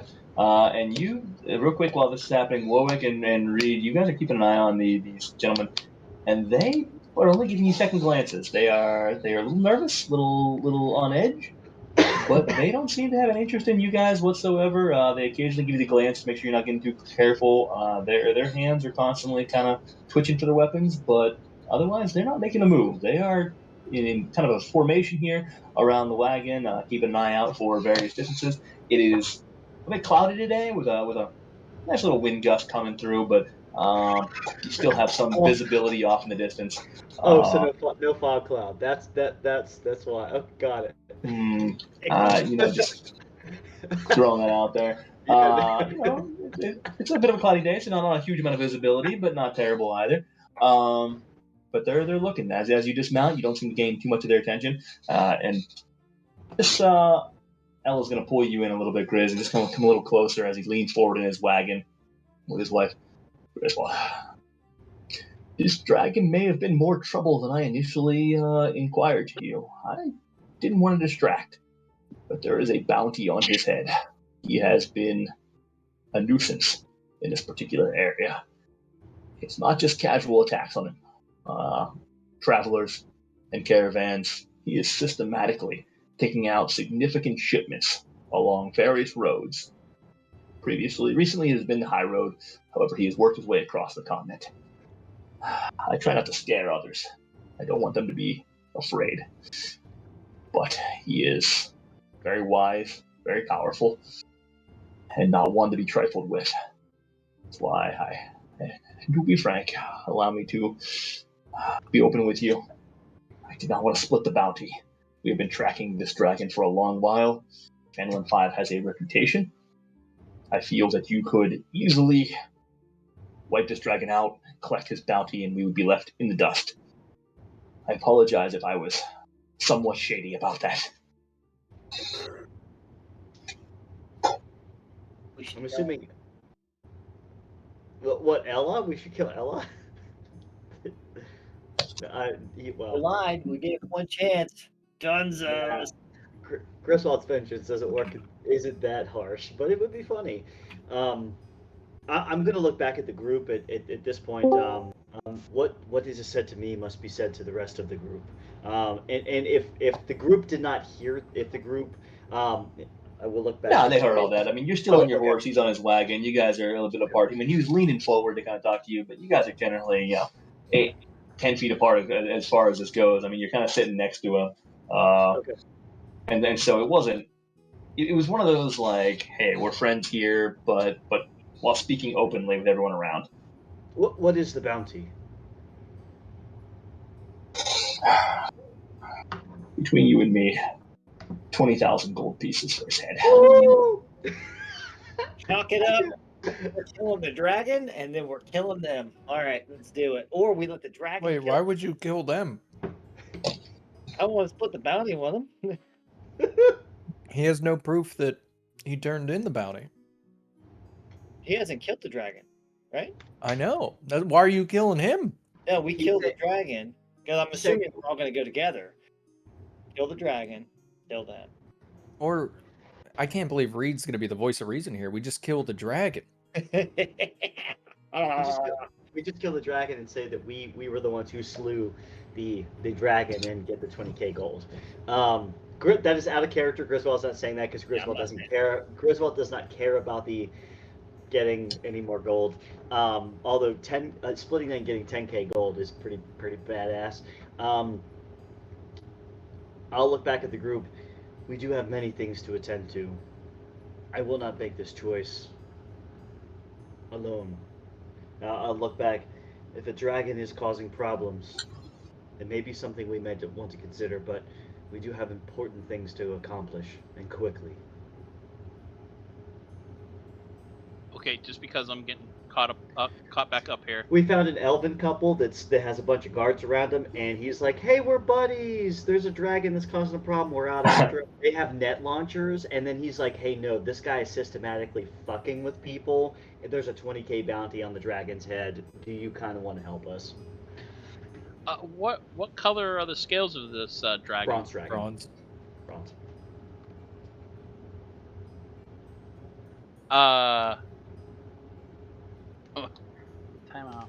Time out, Blue. This is why I love Eric / Keldrum Adrin in this, because it is so awesome.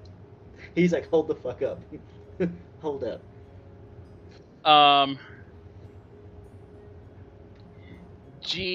With being that I have Draconic language and Arcana, would I know about bronze dragons?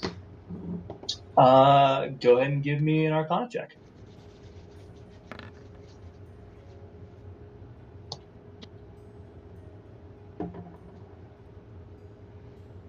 Uh, 16. You're fairly familiar with bronze dragons. You've read up on a number of them throughout history, along with the rest of your research. With a 16, yeah, you realize that they're one of the race of the metallic dragons. They've been around for an innumerable amount of time. They generally tend to be curious and inquisitive. They tend to have a strong sense of justice as well, and don't tolerate any form of cruelty in most cases. Most often, and there's no. You've seen them of all breeds. They kind of go across the board as far as their mentalities, their approaches, their drivers. But in general, they tend to align lawful good more often than not. Though there's certainly been a number of cases of chaotic and neutral and evil as well. There hasn't been one generally sighted regularly in the area that you're familiar with in a long while. But you also know that they are quite fierce when need to be. They tend to be ferocious. The tips of their tails are sharp, black, very sharp pointed, purple gray, long pointed tongue, lightning strikes. Fierce when needed. They tend to hang out in favored climates of temperate hills. They speak Tronic, often common as well. Yeah, and you know that they can be quite a challenge. I'm sorry. What these elves? So I'm yeah, sorry. you know, just real quick, Where did you're you? looking at a wagon here. If you didn't hear that Uh-huh. description, so there's a wagon traveling north. There's 6 soldiers, 3 on each side, kind of guarding net launchers. In that is one male elf, a Lathian he's introduced himself to, so you can call him Ella, and then a female dwarf is his wife, Berka Goldhawk, next to him.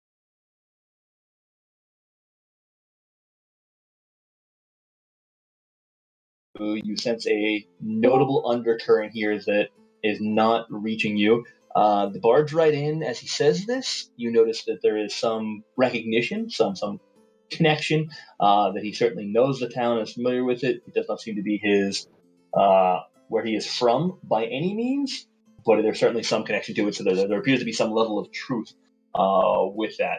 However, there's certainly a lot of undercurrent here that he's not getting into. Since you can't, Read real quick. Go ahead. Go ahead, Ryan. Since you seem to have trouble answering Keldrum's question, I'll ask it again. Where do you hail from? We have departed from. That's not what I asked. As I've said, is it really so important where an old man like myself is from? I've grown up many of places. I was born In the south, they say I was born in slightly down by Baldur's Gate. But is that really where a man is from, where he is born? I spent only a few years there, at which point I began traveling very often. I've spent time all across Farron and Cormyr and a number of other areas. So it's tough to say where I'm from, indeed. If I must say a place that is dear to my heart, Silvery Moon has always been one of them, with the lovely buildings. However, Neverwinter has been a place I've spent much time, hence the reason we are heading there as a place to stay. Many cities are near to my heart. So you say there is a dragon of bronze scale terrorizing the countryside here? How are This they is doing that? true. What are they doing? They are particularly targeting caravans. Many goods that are moving through here. They are wiping out the patrons that are moving these caravans. They are stealing the goods, where then they're not just purely destroying it. There is no rhyme or reason to their madness. They have attacked many goods that have traveled along the high road, along other nearby points. Recently he was spotted over in gosh, I'm blanking. The Long Road. There have also been many reports of him over time, far to the east, past the Fork Road and Turnstone Pass. He spends much time over there as well. Why he has moved to the west coast, I do not know. Have you heard of how he attacks? What his particular attacks are? Few live to tell the tale whenever he pilfers the hoards and leaves with the treasure. However, those that have spoken, he comes in with a ferocity. He has a pinpoint accuracy with his lightning strike. He is strategic. He is well planned. He is knowledgeable about the terrain when he does so, and will attack with great strategic advantage. From there, all those are killed, and the hoards are stolen, removed. Good-paying citizens that have spent money on these things are now forced to pick up the pace or pick up the pieces. And with that insight check, do I still smell bullshit? You smell a hell of a lot of bullshit at this point. Can I tell? Go ahead, Reed. What armor or clothing is he wearing? So he, from what you can tell, is just has very gaudily, very bright suit at the moment, well tailored, very fine. You see multiple points of jewelry on him, several rings, necklaces. Seems to be dressed like a very high end merchant of certain types. You don't recognize any immediate armor on him that you can tell. And so I say, but You're wearing a lot of jewelry for somebody that could potentially get attacked by a lightning dragon. You must be Reed. Your reputation precedes you as well, and these are what make you great adventurers over me. I hadn't thought of that. That is excellent idea. As I said, I'm only a simple merchant attempting to take advantage of a great score here. Some of my wares have been stolen in the past, hence the reason I have a particular interest in this. And he's gonna start taking off his jewelry. You are a smart man. I can see who the brains of this operation is. He's gonna start putting him in a little bag. We get a sense that Keldrum, because he's asking those questions, so we get a sense that Keldrum's onto something. You guys don't know Caldrum well enough at this point to know that his exact operations. However, you do notice that he seems to smell bullshit. He looks skeptical. And perhaps it's just because you're so used to Adrin, who has been so trusting in so many ways. He's been naive in areas, and so it's tough to tell, is this Caldrum, is this in general, or is this the situation? I am going to speak in Elvish, and you just hear Keldrum. And I'm pretty much asking him, who are you really? What are you? What are you about? I'm detecting a lot of falsities in in your statement. What do you want of the Phandalin Five? And he's gonna reply in Elvish as well, and you hear the language Ignotas Raka Ukyodama. And generally, your language is beautiful. You speak it so very well. I love hearing the elven tongue spoken to me. It is missed. I apologize if I do not come off as sincere. I am purely nervous at the moment of this great threat of the dragon. We asked nothing to Phandalin 5. I was purely stopping as a fan of your work previously and asking if you had happened to see anything. By all means, continue on your way. Don't let me impose upon whatever great threat you're after. I humbly apologize for bothering you. Back in common, I will say to him, generally, bronze dragons are of good nature. I find it curious why they would attack innocent caravans. Yes, they're dragons and they have their hoardy personalities, but I know bronze to be. Matter of fact, I think I know of one, but they kind of kept it under wraps because they can do that sort of thing. They shapeshift. I find it very interesting. You are a very wise man. I can tell that now. To have known a bronze dragon and lived to tell the tale, I am beyond impressed.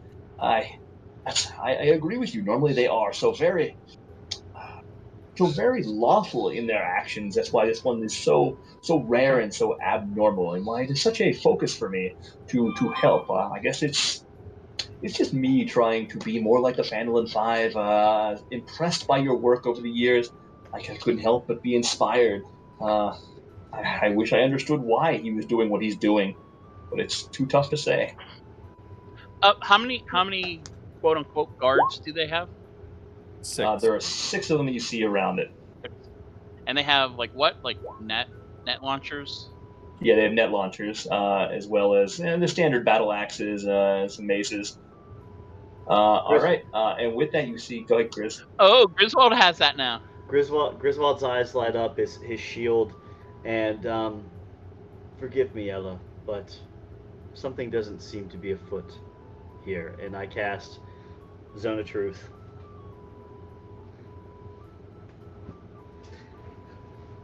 All right, so the area now surrounding you within a 15-foot radius is one of truth. Everyone make me a charisma saving throw because you guys are all generally in the vicinity.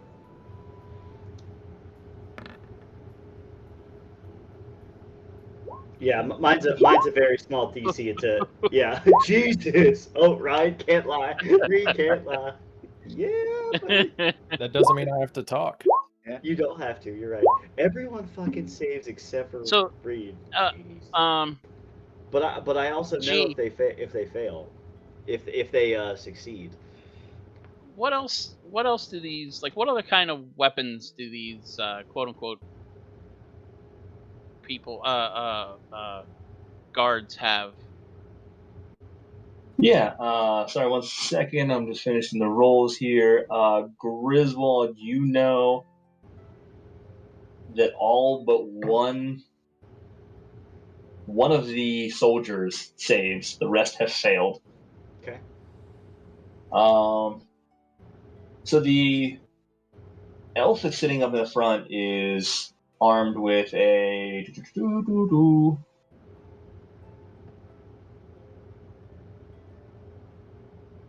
Where's he? He seems to be armed with a. Actually, nothing. He is. Ella is free of any weapons. His wife, the dwarf, is carrying a battle axe and a hand axe. The soldiers surrounding him are each carrying crossbows. They're carrying the net finders, the net launchers, and and you see a combination of maces and battle axes. Otherwise, besides the fact that they are armored, the two in the wagon or not. They seem to be wearing some leather-clad armor.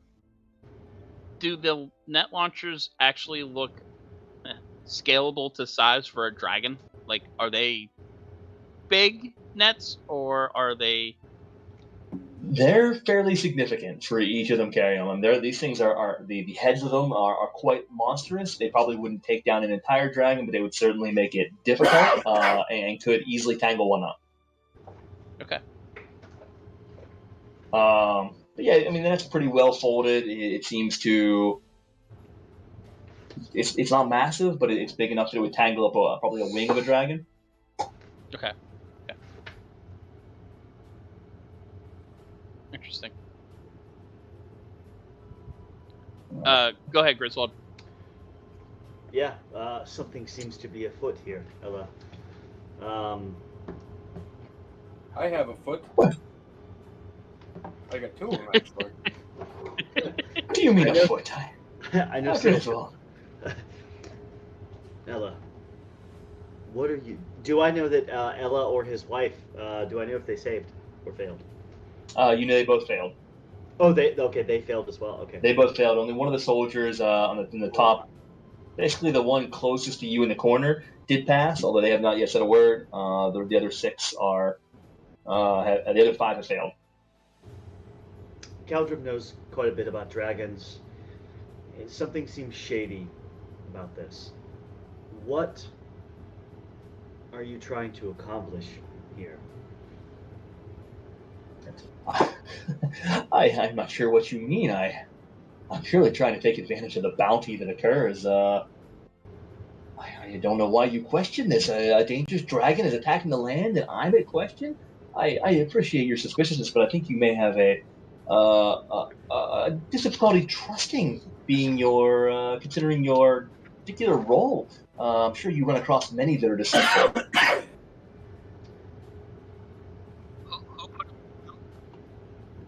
What was that? Bounty? Nope. I'm struggling to hear you a little bit here. There's a 20,000 GP No, he said bounty. who put out the bounty. Oh, who? Yeah, who put out the bounty? Yep. Got it. Hold on one second. You back in the room? Sorry, Amrook, I missed your messages. I see you're back in the room now. My apologies. Good. Who put out the bounty? Yeah.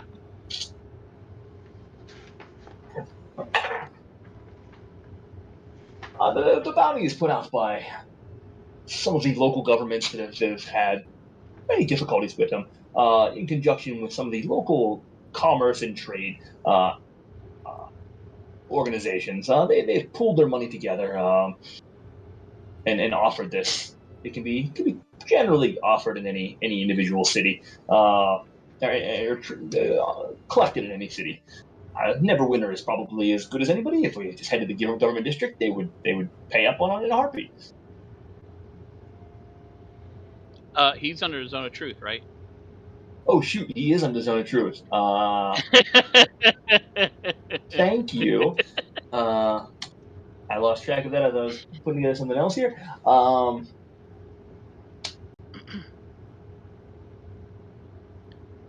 His Yeah, boy. This is awesome. sorry, I was reading Zone of Truth, making sure I go letter of the law here. One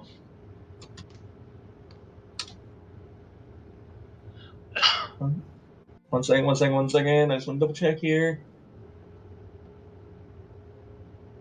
Okay. The reward has been offered by those parties that are generally concerned about the threat that this dragon has. He is truly attacking caravans in the area and stealing goods and services. Goods from those hardworking individuals, and so they are looking to put an end to it. That is under the Zone of Truth. And how do you know of the Phandalin 5? I believe all know the Phandalin 5. Your reputation now goes across the realm. The stories that are told, the songs that are sung about you in various taverns, your reputation is innumerable. Sometimes reputation can be good or bad. Yeah. In this case, it is one that is very good. It is most fierce. There are great tales of your accomplishments, of impressive deeds and efforts. You are highly regarded across the lands. Wouldn't that be a story to tell in a tavern that you ousted the Phandalin Five? I have no desire to take on the Phandalin Five or oust them. That is not a. That is certainly not a focus of mine by any means. I would not dare try to even take on the Phandalin Five with your reputation. All under Zone of Truth. But a bronze dragon, you would? A bronze dragon is a menace in this particular case and must be put an end to. It is advantageous for that dragon to be put down. Advantageous to who? Advantageous to all of those that are at its mercy for the caravans traveling with goods. Surely you must understand that.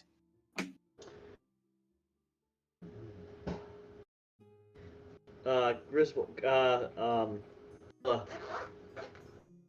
don't know who you are working with or what your intentions are, but we have more important things to deal with.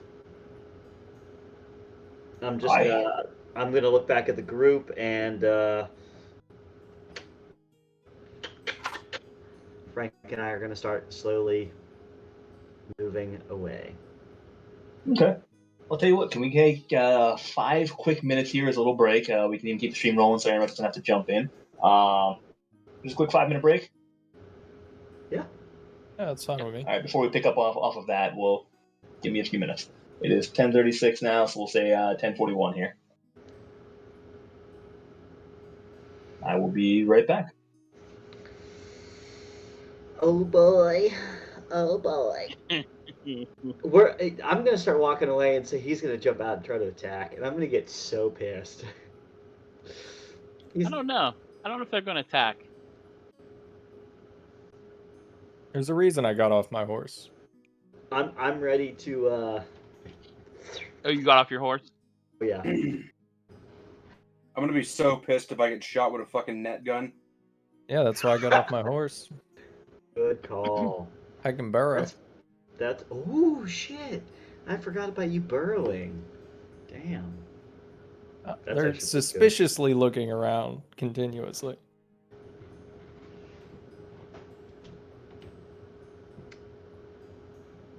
Oh, my kids. I like looking at photos of my children. They're the cutest. I think every parent says that. Yes, Yeah. 100%. Probably.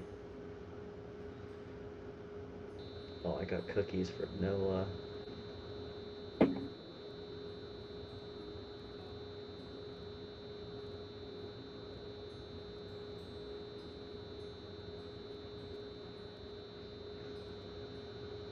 That charisma save's really really fucking me here, huh? I don't think I've saved. I don't think I've saved on a charisma ever. I think that's. I love it. An ongoing thing.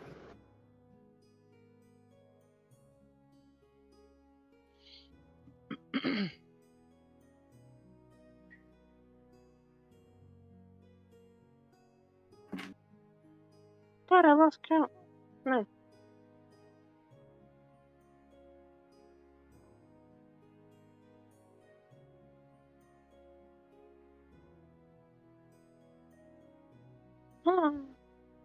You know it's the worst when you go to cook dinner and the food is still frozen, even though you took it out the day before.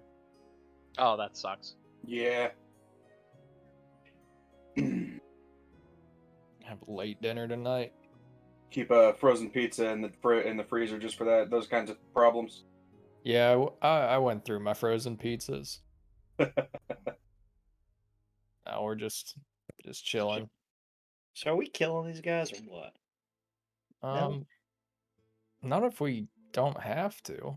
No, really? Alright. Okay. Just curious. I almost instigated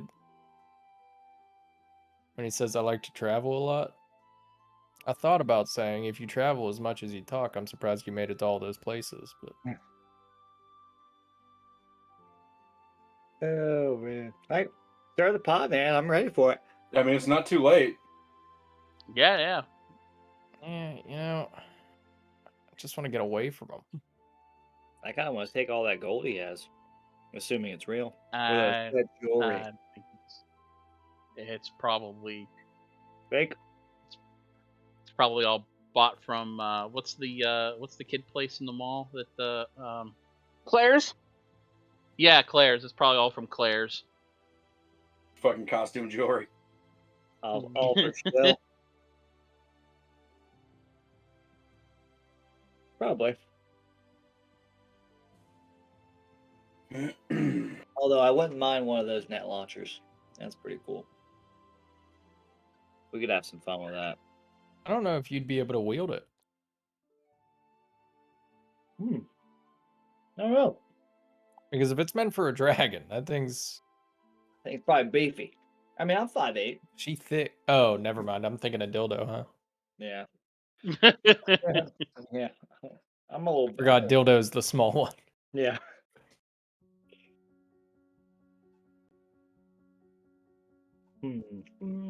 Spaghetti.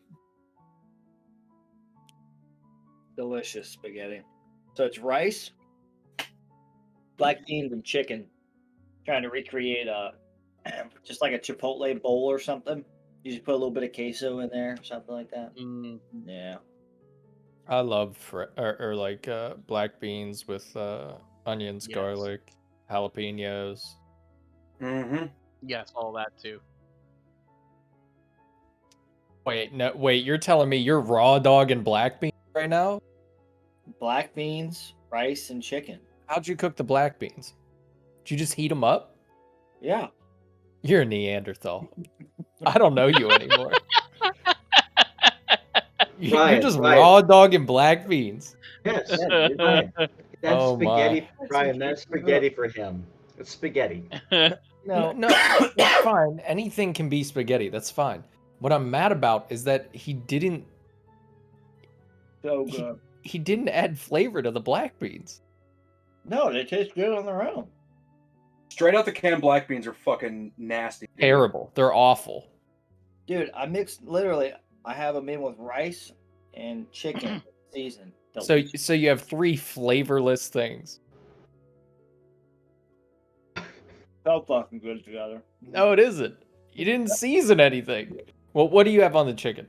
Hold on, wait. A little bit of salt, a little bit of pepper, a little bit of paprika, and then I have like some dry rubs. I put I think Kansas City like sweet rub on there. Get a little bit of. You lost me at a little bit. Yeah. Yeah, chicken doesn't have any fat in it, so it doesn't keep the flavor. You gotta really throw it on chicken. I mean, I didn't overdo it.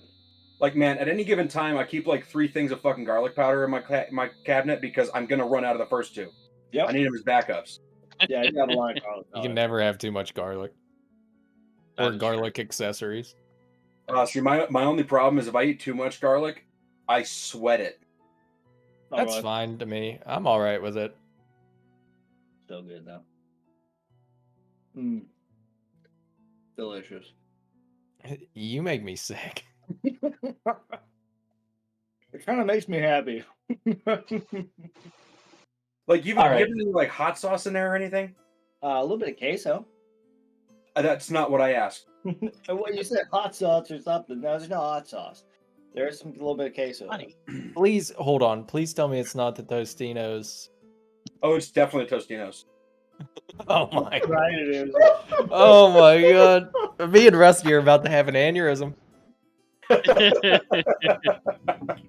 Like, Rusty likes to cook more than I do, but you didn't put anything in them beans, and that's bothering me. The only beans you're allowed to do that with are the canned baked beans. Those aren't good, but I mean, at least they have flavor to them. I might go get another bowl up. So good. Listen, I'm throwing out there Amy's refried black beans. Right out of the can, hot or cold, amazing. See, refried is fine, though, because there's a shitload of extra, lard and shit like that added. So I agree. I can deal with that too. Yeah, no, Keegan just got the black beans that have the blue label on them. I can't remember because I have them. And did no seasoning? Right? Yeah, I think so. Did no seasoning to them, Garrett? Nothing. Dude, put them right in the microwave. I made up some rice. You microwaved them too? Oh my! Yeah, absolutely. Dude, the microwave is for melting butter and storing bread. Those are the two purposes of the microwave. That is what my microwave. Well, no, I heated up I use my. I mixed it all together. Ate it. Delicious. I think we can all recognize here that whenever it comes to food, Warwick's a psychopath.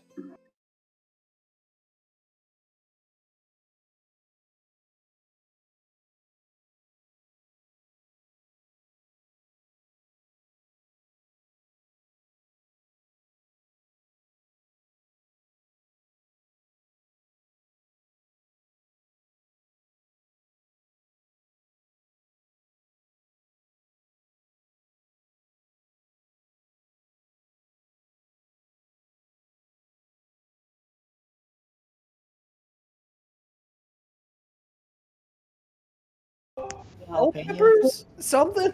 I'm not a pepper guy. That's fine. Green, just get a green or red pepper and throw it in there. Add something to it, man. Maybe peppers. Pickles. Throw in pickles. Call it a day. Throw in pickles. Pickled peppers, yes. Yes. No pickles. Pickled garlic. You mean pickled cucumbers? I mean pickles. Pickled garlic. Pickled cucumbers. Pickled green beans. Also, that brings up what? Hold on, wait a minute. You can't just skim over that one. What did you just say? I'm not gonna sit here and just go, yeah, pickled green beans, and then dip past it. Hold on, go back. Pickled green beans, around. Delicious. So good. You know it's real good though. Pickled garlic. Yes, I've had that. Absolutely fantastic. Just eat it out of the jar. 100%. Yeah. 100% can be that. See, I'm not that psychotic. Now we're going back. Don't think I forgot. Who the fuck made you pickle green beans? Bottom down south, man, you can get pickled green beans. They are fantastic. Just like pickled garlic out of a can, you can get pickled green beans out of a can. Just eat them. Delicious. So good. The hot and spicy pickled garlic is the best, though. All right. Oh yeah. I would Thank agree you with for that. that. Thank you, everyone, for I agree with that. that. Almost died. Almost died. All right. Anyway, Reminder not to eat at Keegan's. Yeah. Absolutely not. I cook very well. Yeah, that's my wife. I do cook. Yeah, everything's done and juicy. It just has no flavor. He's a type. He makes meatloaf. He just takes the fucking styrofoam tray of ground beef, plops it on a tray, drops it in the oven, slaps some ketchup on top, calls it a night. No, I don't make meat. He might put some breadcrumbs in there. Breadcrumbs, maybe. Ugh, no, actually, I don't make meat. Not a big fan of meatloaf either. Yeah. Oh, I love meatloaf. Yeah. And mashed taters. Oh. The only problem with meatloaf is the gap between good meatloaf and bad meatloaf. See, now, I'm going to throw out a hot take. Banquet meal meatloaf is some of the best meatloaf I've ever had. What the? You know, I probably haven't had it in probably 15, 20 years. But it's the gravy. But it's yes. It's like the 9,000 tons of salt too, just makes it really pretty fantastic. Yeah. Yeah. There's Salisbury steaks. It cuts at least 6 months off your life every time. Oh man, it has it has a daily dose of all of the sodium you need. Yeah, in for one like meal. a week. Yeah. No, for one meal it's 1 day. But we all know you're not eating one of those. You're eating 2 to 3. So yeah, a normal serving for a human being that's eating a banquet meal is is about 3 to 4 days worth of sodium for you. So Yeah. then you can go to Keegan's house and eat dinner the rest of the week. You're totally fine.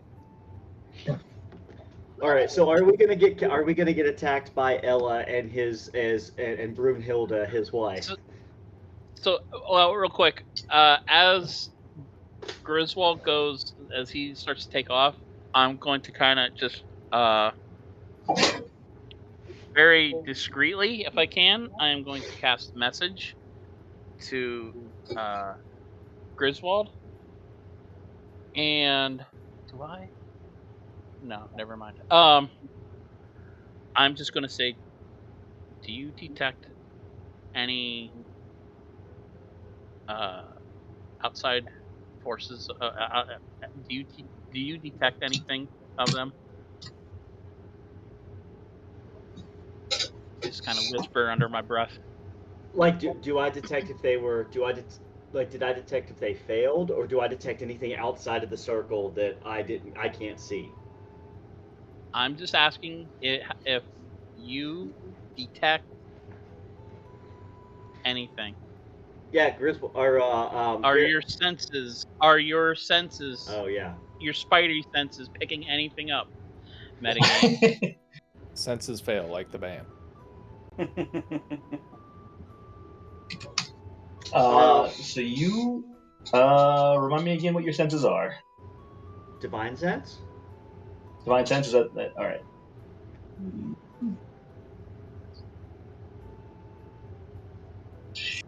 Yes. As I'm Okay. walking away, Griswold's eyes are going to light up that no one sees, and he's also going to see if he suspects anything crazy. All right. So as you begin walking past, you run divine sense, and damn it, what does it detect again? So basically, Celestials, Undead, Fae. I mean, I obviously detect Frank, but Undead. Yep. No, you do not detect any of those. No demon or devils. No demons or devils. No, none of those come into play. All seems good. You don't sense anything out of the ordinary. From divine sense, anyways. As I'm walking away, since I have a 15-foot radius, do I pick up anything else?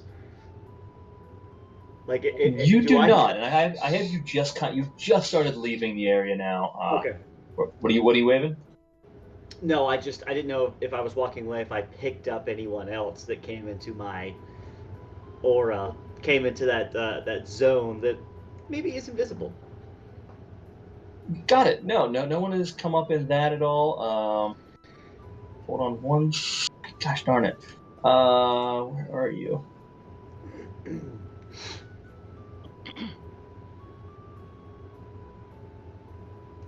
Sorry, I thought I had it right here, and I don't.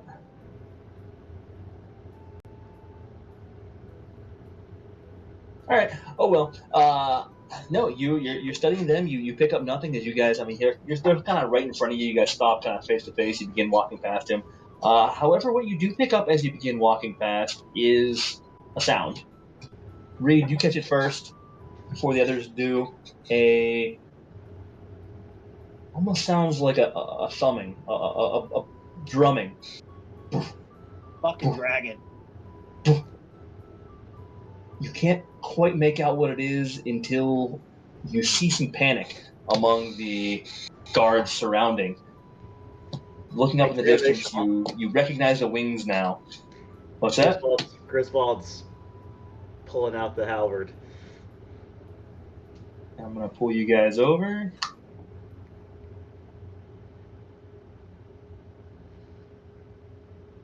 I'm going to if no one else has heard it, I'm going to say, dragon. Yep.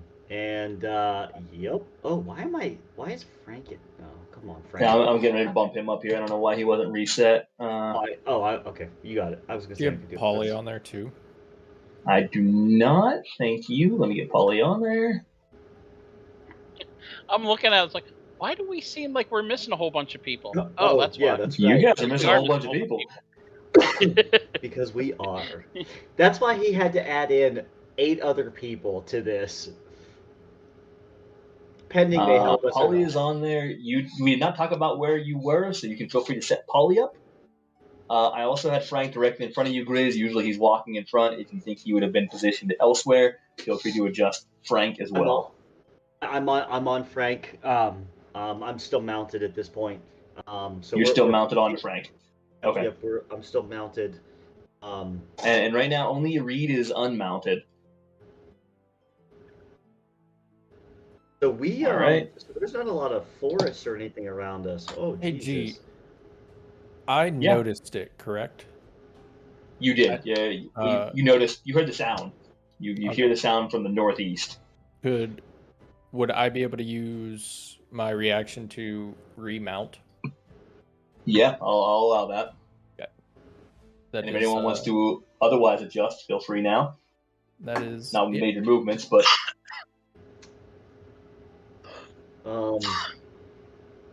I'm just saying dragon because you said northeast. Yeah, you heard it from somewhere up in this direction coming in. Again, it's a bit cloudy. You don't have a great amount of visibility, but as it does so, coming into view, Griswold is going to move in that direction to try to get in front of people so they are not. Oh Jesus! And this is wait, hold on. Oh, we didn't determine if this was a young adult or ancient. We just said there's a fucking bronze dragon floating around here. Great. You did not. You're more worried about him than them, than the dragon. So you're untrustworthy compatriot here that you're very nervous about. I don't have him in here, and we'll get going. With that, everyone go ahead and roll me initiative. Yeah, we done. We done. Wow. 4. All right. All right, Grizzy Poo, let's roll. 20.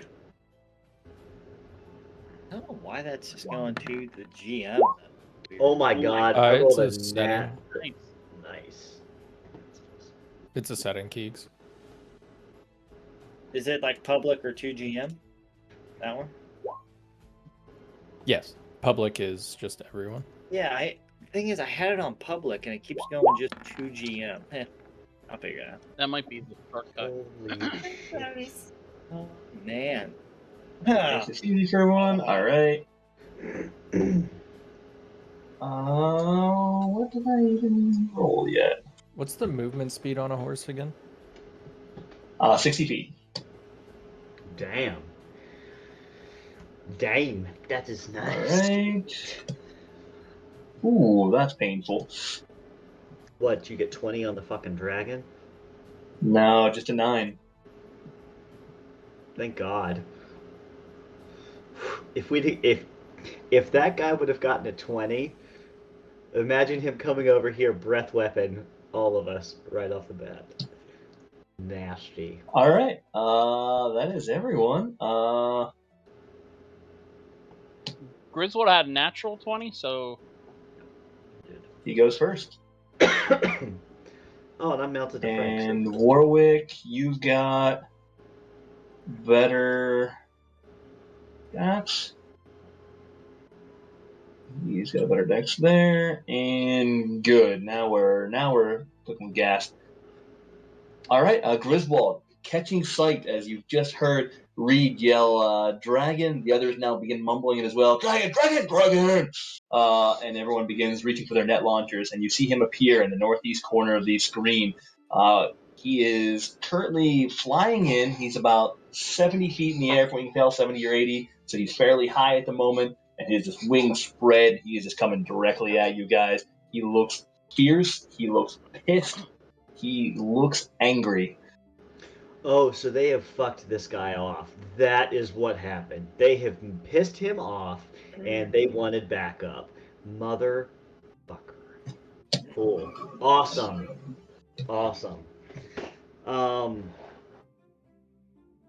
This is just fucking PG. I'm gonna look back at Ella and the group, and Ella and what have you done? And I'm going to 7.5, 15, 7.5, 30. Oh wow, Griswold's gonna do something real fucking stupid. Real fucking stupid. Can we get is the zone of truth still active? Yes. Yeah, it's still got about 5 minutes left. It's still there, so it'll probably be out for the continuation of this battle. And does that just radiate around Griswold? Yeah, within 15 feet in each direction. Okay. Is currently covering. Actually, you're out of it, Fiddle. It's centered on a point of your choice. Oh, I had centered it on myself to be honest. So I'll I assume you would have put it more to the right, covering more of them. I didn't do the exact makeup. I didn't have the map at that point. I'm assuming, based on where you guys were, you guys covered just about everybody previously. Yeah, Griswold is going to basically run forward. So he looks pissed and angry, and he's coming right for. Okay. Does he look like? Well, we wouldn't be able to tell. He's 7 feet in the air, so it's 70 feet in the air. So it doesn't. We wouldn't be able to tell that. Man, this guy just really fucked us hard. I'm going to move up here. That'd be 7.5, 15, 7.5, 30, 7.5. I'll move up another. That's Frank. I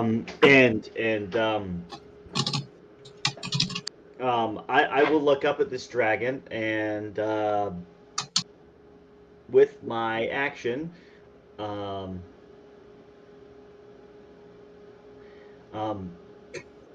dragon, the Phandalin Phive mean you no harm.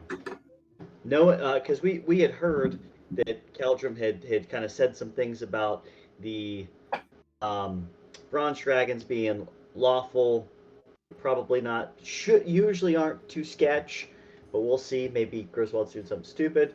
Yeah, so I'm gonna go up and be like, "Hey, brother, I don't know what's going on, but you seem pretty angry. The sun's getting real low. The sun's getting real low." He's going to use his out of turn to just talking to response and just say, "Zentarum scum, you think you'll catch Falgolos?" Wait, what? Hold on. Yeah, so this guy's about to fucking eat me, I'm guessing. He called. No. He said okay. All right. Well, the other ones. Hey, look, we didn't do anything. Yeah, so that was my action to say something to him, and okay. I'm gonna hold my ground here. Can I use my out of turn? You can.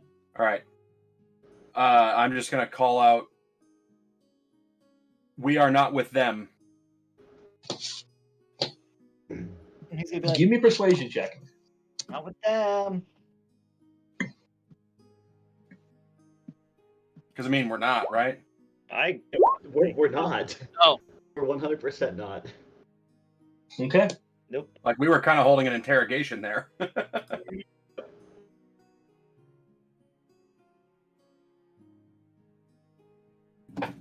All right.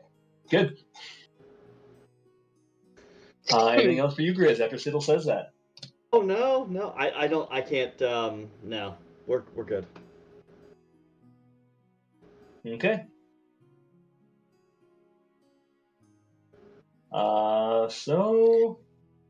Warwick, you're up. G money.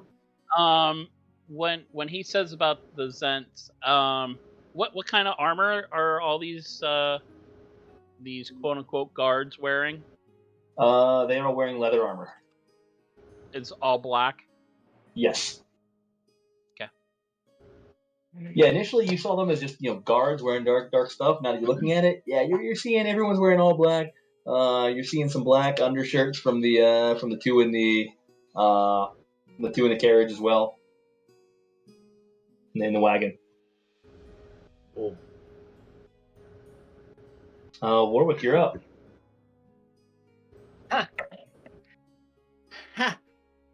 So I'm on my horse, and they have what 60 feet movement. 60. All right, cool.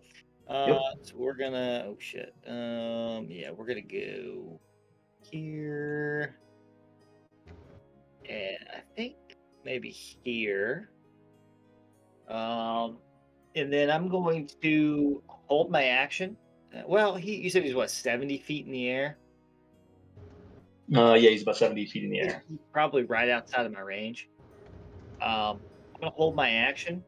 I'm gonna cast message whenever he gets in range, and I'm just going to echo what Griswold and Siddle have said. That the Phandalin Phive are not with these group. We will not harm you. Go ahead and give me a persuasion check. And Grizz, I didn't hold one for you. Go ahead and give me one as well. Shit.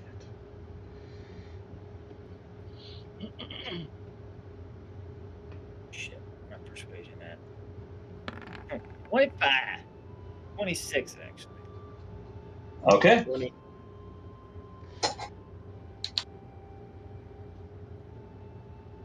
Hold on, I can say what 6 words. Anything else for Warwick?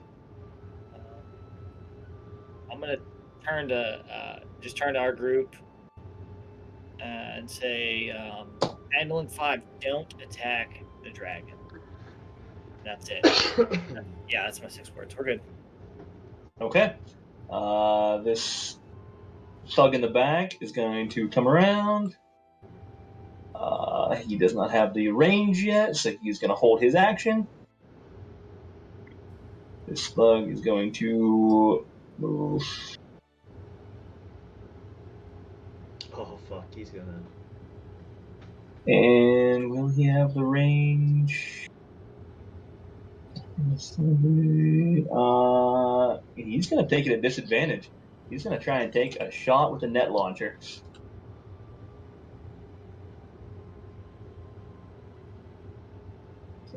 That.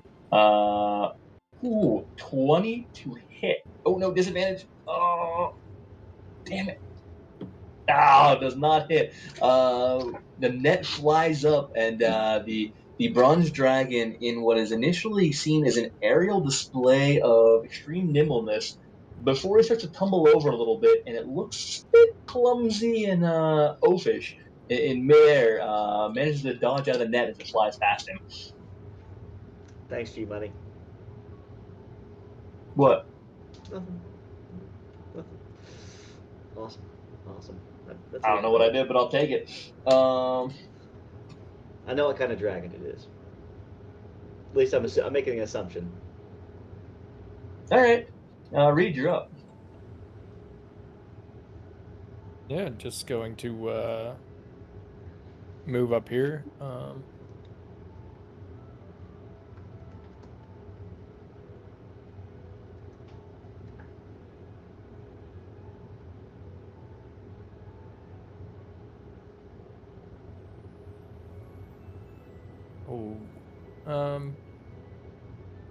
Are these brush? Is this brush next to me? Yeah, generally this is all pretty light brush. It's only about 2-3 foot high across it. Most people can charge right through it. For you, it's pretty high up there. Everything you see is just light bushes and brush.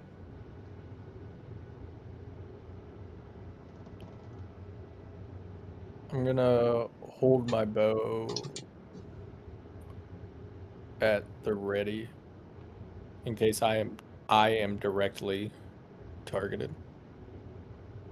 If you're targeted, bow. Got it. By the dragon, then. Okay. By the dragon, that is. By the dragon. Got it. If Griswold does it, though, you're going to hold your action. Yeah, we'll get him later. All right. So this thing is going to run out here. In fact, he's going to double action. To get to there, create some distance. As he kneels down and prepares with the net launcher. This guy also going to put some distance between the caravan. He's going to ready his action. You're going to see Burka. She is going to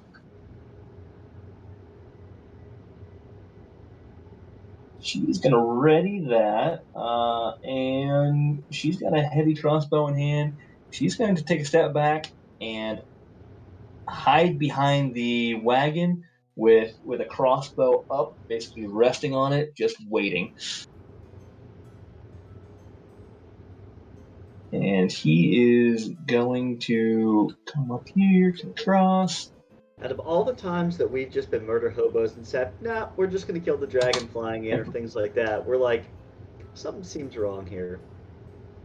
And you know what? You guys pinpointed it was a dragon. You hesitated. We'll cover that afterwards. Althea, you're up.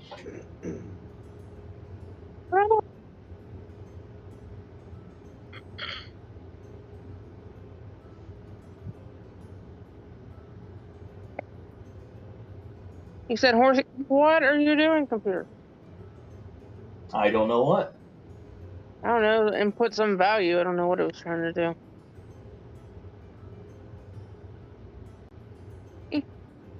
Running away.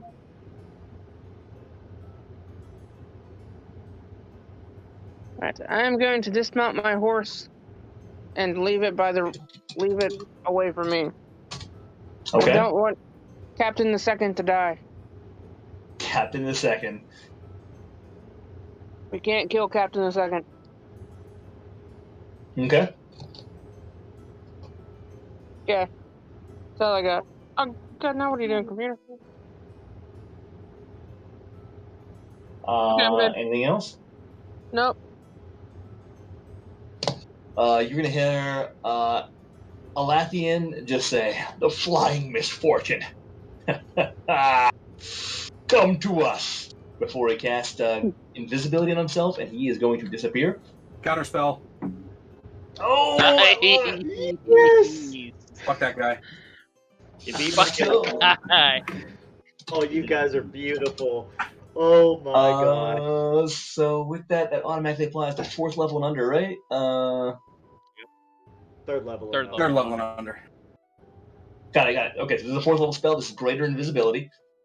So I need to make a save for the 4th level. So DC 14.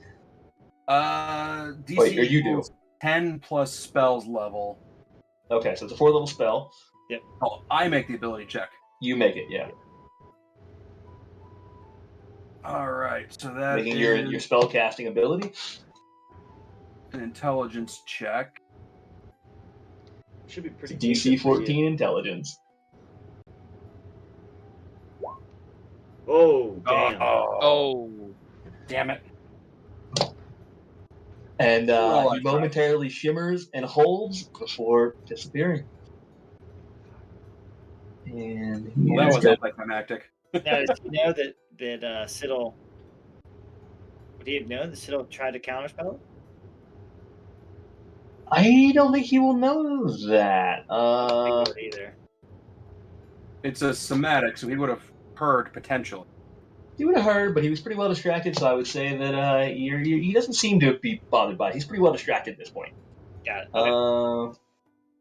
Real quick, we don't have Polly. Oh, yeah, we have Polly in there. Good. All right. He's good. The dragon is now up. He is going to come ripping in. Oh fuck! All right. R.I.P. Grizzy. He is going to. Nope. Hell on you.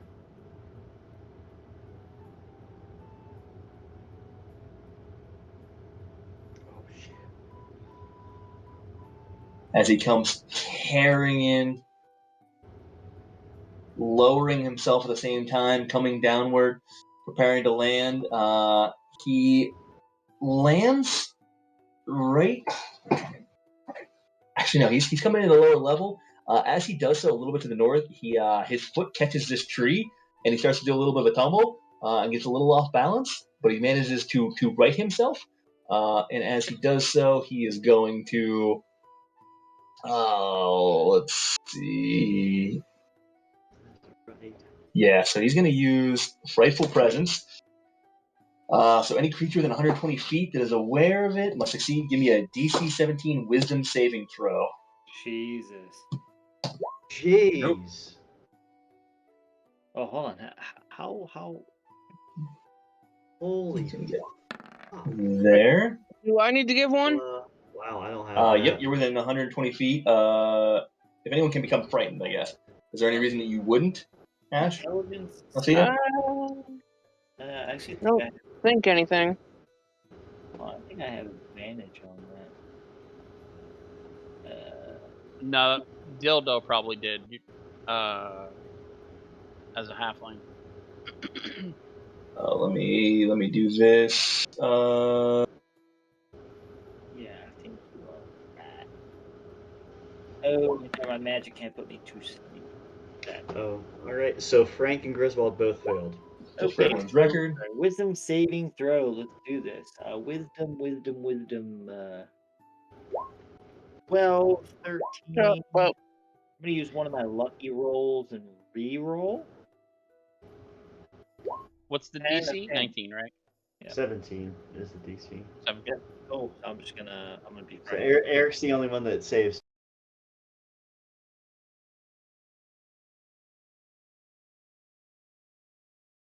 Anyone that is not saved, then everyone but Caldrum.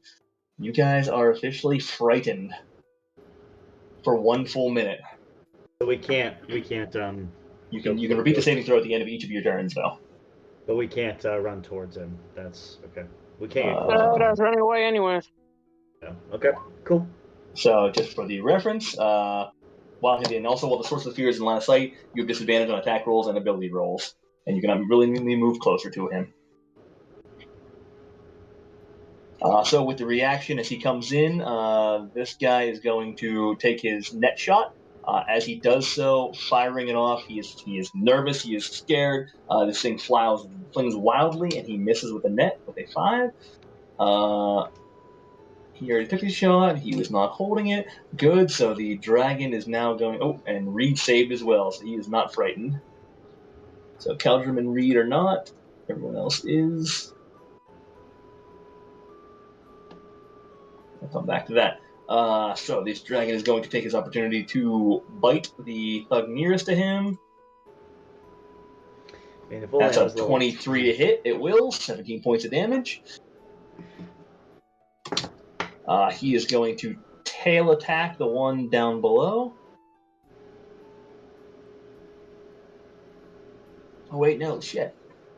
I misread that. Shoot, he can only bite. Alright, that's disappointing. He's just going to do 2 claw. He's going to come in with a claw attack next for the one nearest him. And a second claw attack.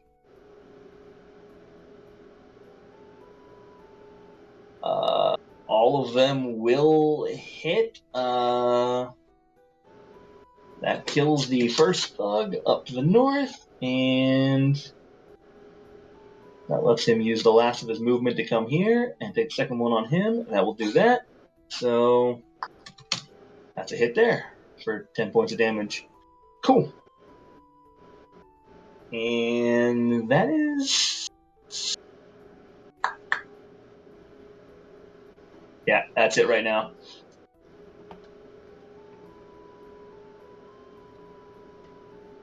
Cool. So this slug is up, having been holding his action. He's going to take a shot with the net launcher as well. That is going to miss. He misses. The dragon ducks out of the way as this net flails over his head.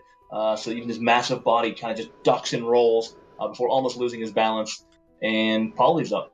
He's gonna. Forgot to roll wisdom for him, but he's not really. He's just vibing.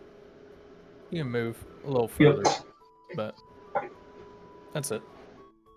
Okay. And on his turn, the adult dragon is also going to take an opportunity to speak a little bit. He's going to look at each of these 3 and just say, "I'll fry you and your stolen wares. I shall avenge." And sorry, his term is over. Caldrum, you're up. Oh, go ahead, Ryan. Reed, since Caldrum's closest out of turn speaking, what's the plan to Chamb3r? Uh.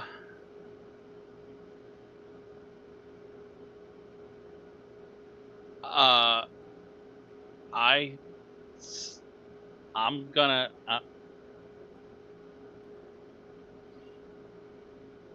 Attack the caravan. Okay. Or how do I want to say this? I'll put it this way: defend the dragon. I'll let you interpret it however you want. All right. Defend the dragon.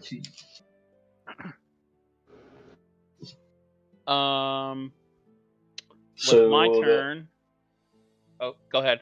I was gonna say, so looking around, you see this thug has just fired his net launcher. He's kind of looking prepared to reset. You do see Burka has has a heavy crossbow, kind of leaning up against the cart, trained on him right now.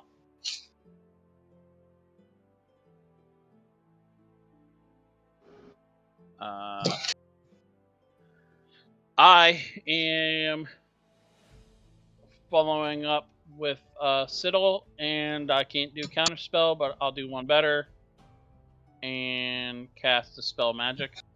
Nice. Boom. All right. Where are you casting it?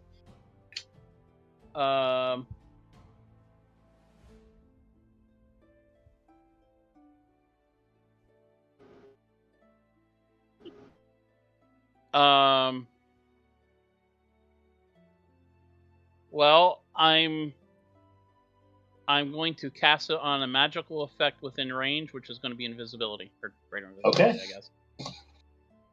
Nice. So, I like that addition there. And you know what? I'm going to fuck this shit. I'm not going to cast it at third. I'm going to cast it at fourth. Oh yeah, I'm going to cast it at fourth. Oh. All right. Ouch. So,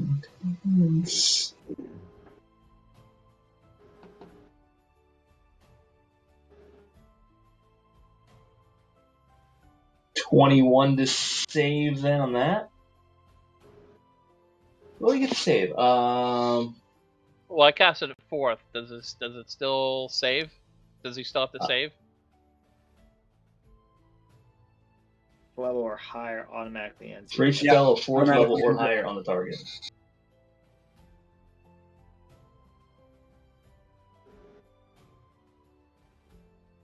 Oh, okay. You use. Do you have to roll there, or do they counter it then?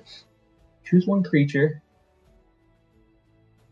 Third level or lower, then. Oh, you're choosing the spell itself, not your spell. It's the spell that he used, and you're using it at fourth level. So because of that, you never mind. You would not get the opportunity to save. I get it now. We're all good. Yep. So since he's at a fourth level, he does not save, and he pops out. You guys see him. He's pretty much hiding in the bushes at the moment. Of course he is. Yes. And he's seen, he's down there. He's kind of staring up this whole thing. He kind of looks down, recognizes it. Oh my, this is not good. And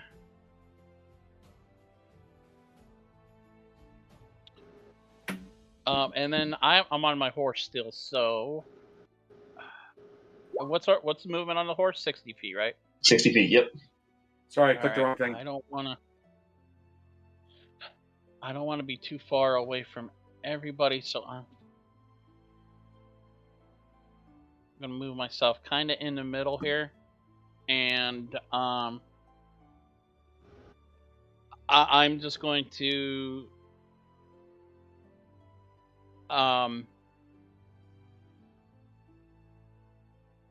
I responded to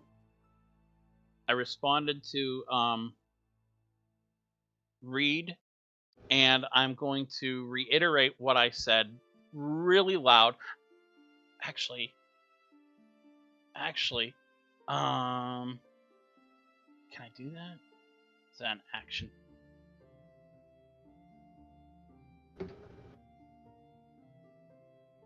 Damn it, it's an action. Never mind. I'm going to speak really loudly in Draconic.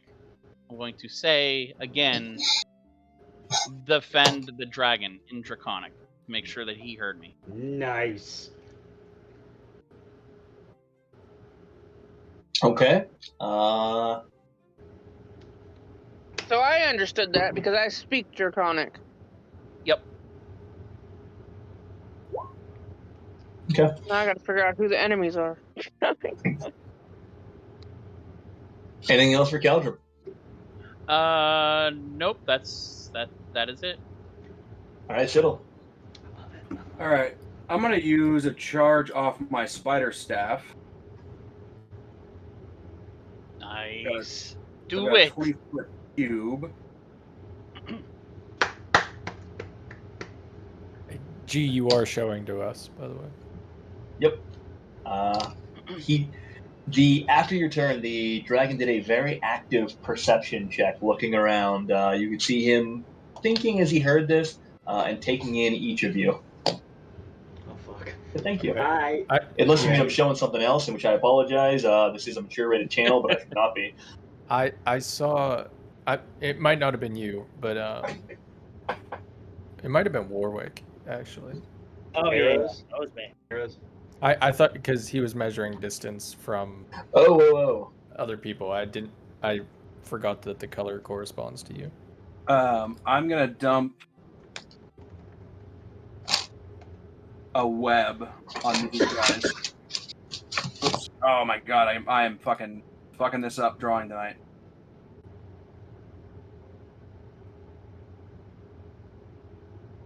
What are you trying to draw?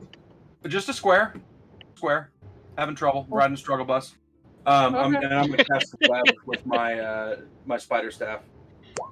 Or stick these guys in a web, and all right. Come on, I thought I had this set up.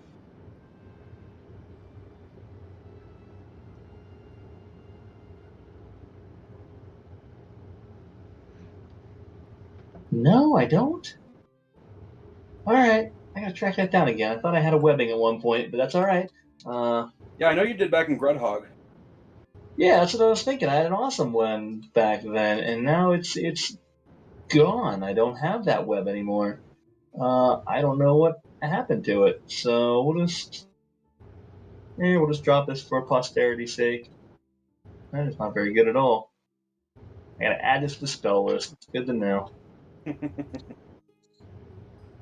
Don't pull that one out very often, but no, I like it.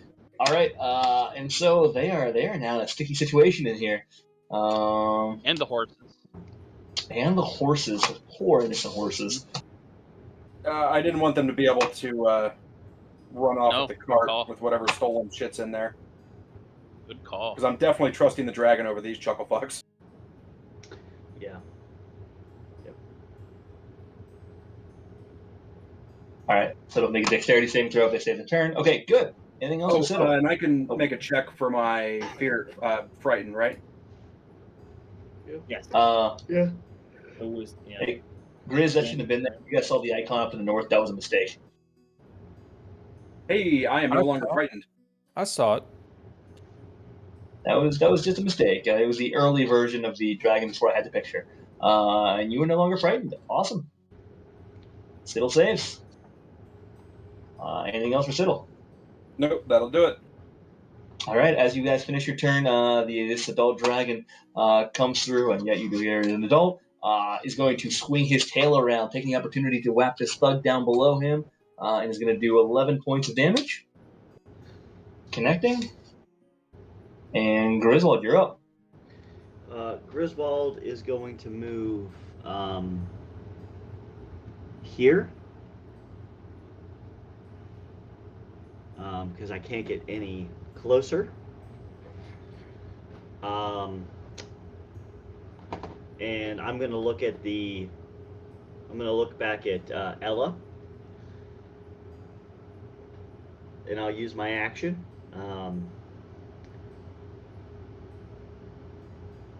Tell your men to put down their weapons, or they will die. And that will end my.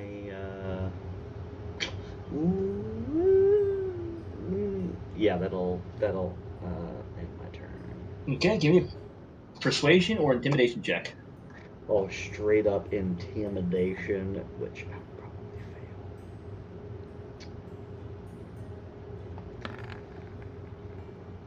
fail. Alright, not terrible, but not the best, but okay. Okay. She gives a little and brushes you off. Alright. Oh, wait, let me make my wisdom check as well. Wisdom save.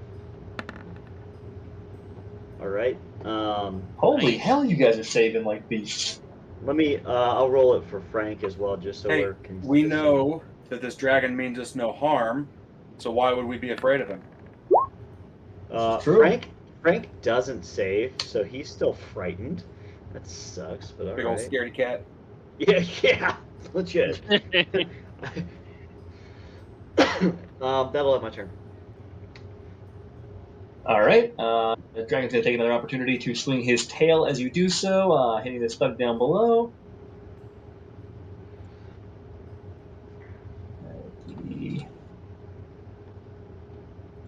Oops, wrong thing.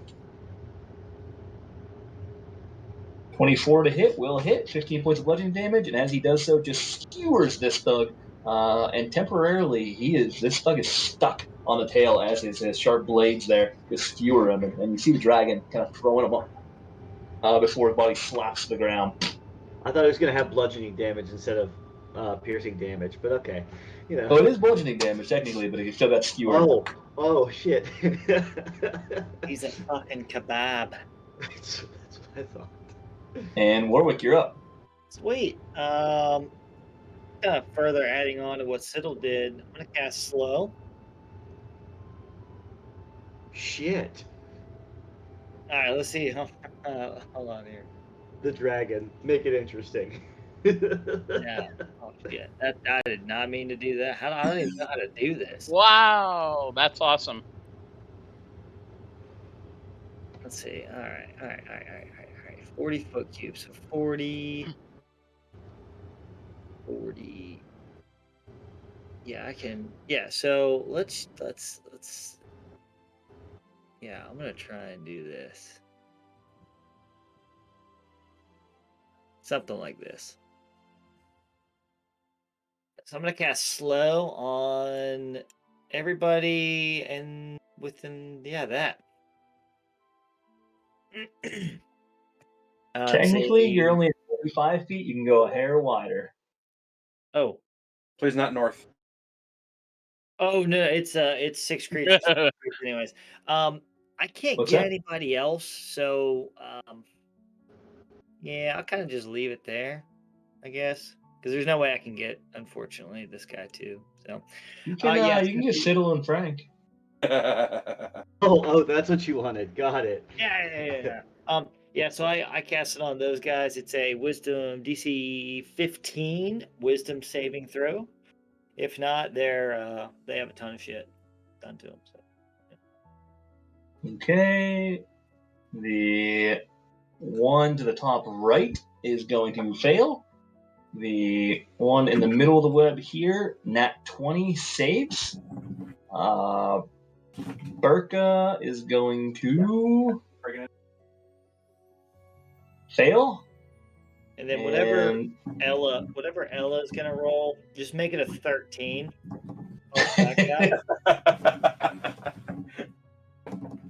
And all right, it is a 13. Sweet. And then I get to roll. Yeah, let's check this out here. Well, it's 13 plus. It's 13. Yeah, it's just the roll. So I thought regardless, like actually, I thought how that worked. Did I keep confusing this? Yeah. Yeah. It replaces the roll, and then not adds on his the total. Yeah. Oh. So considering that and you didn't understand it, I mean, you wouldn't have given a 13 naturally. So I will let you take it back. I'll remember it. In which case, he will fail to save. Perfect.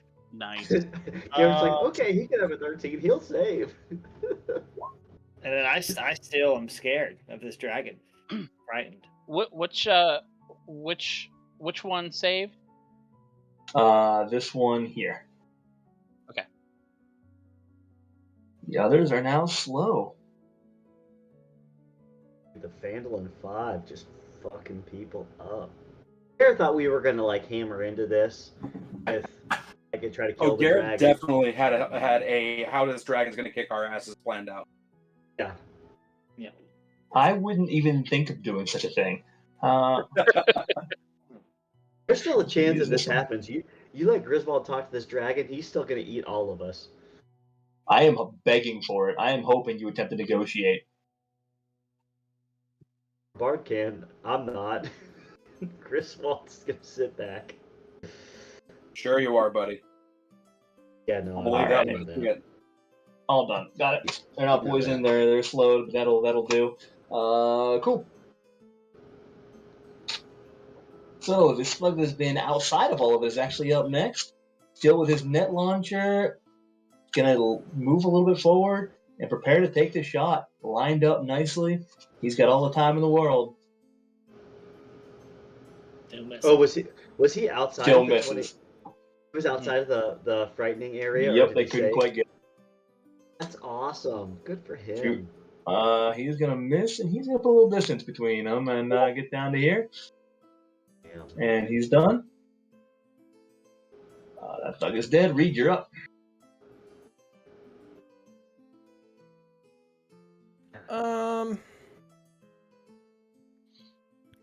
Grizz, you're a real pain in my ass. You gonna try to shoot one of these guys? I was going to, yeah. No. Why don't you shoot Burka? So I'm not It's a dude in disguise. It is a dude in disguise. We all know it.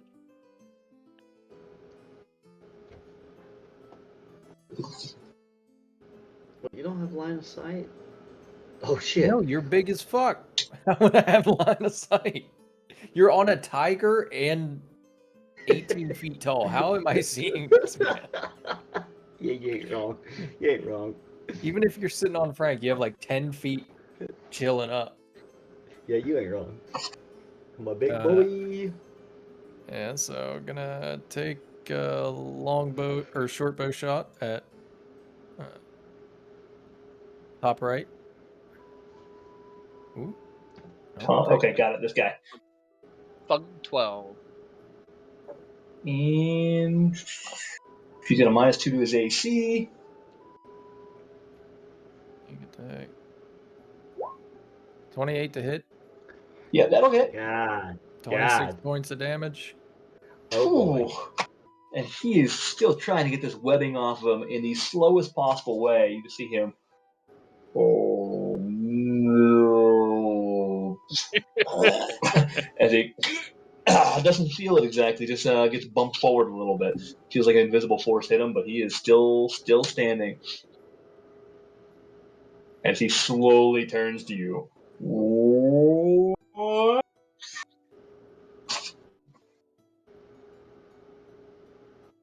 With the short bow in my hand. What? Oopsie. It's lit. And that'll be it for Reed. I used all my movement. Okay. So this guy is up. The on the other side. The dragon now facing him, staring him down. He's got the net launcher queued up and lined up. He is going to take the shot.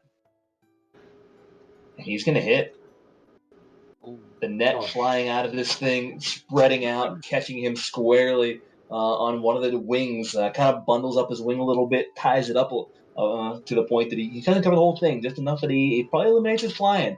And you just hear the dragon just... He is pissed. And with that, he's going to take the opportunity to put some distance between himself and this thing. Good. Burka is up. she is currently slowed. So she got to use an action, a bonus action, not both. And make more than one melee or ranged attack. Okay. Yeah, it's slow is so bad. It's just nasty. She is going to use her action, and she is going to chug a potion. Oh, fuck. As she tosses the bottle, she is going to...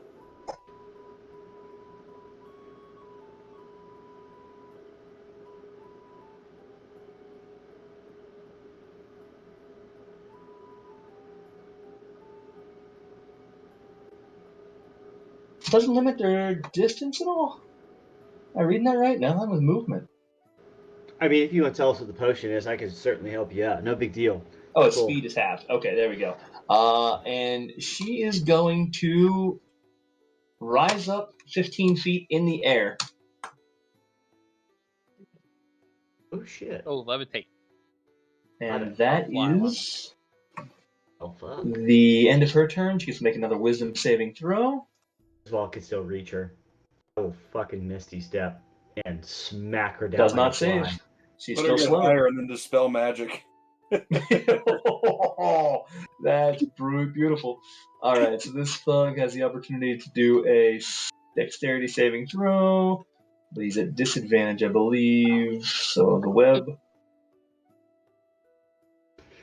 Oh, let him attack, please, for the love of God. Dex saving throw. All right, so it's restrained unless he saves on a 17. And he's not even with the disadvantage. He's going to fail. So he is now restrained. Awesome. Which, just to be safe, disadvantage on dex saving throws, disadvantage on attack rolls. All right, so he can still fire. He's just a disadvantage. He is going to... He's going to turn with his net launcher towards Grizz. Is he going to fire this? Disadvantage. That is a 10. The net launcher flies right past you, Grizz. You're too close. It's kind of opening up as it shoots nearby, almost catching Caldron, just kind of flying off in the distance and missing. You were almost captured by that. Look at him. And he now has a look of absolute terror in his eyes. He is scared shitless. He just drops the gun. Just... yeah. And that's it. He's stuttering. Althea, you're up. Awesome. Now I gotta figure out who's who.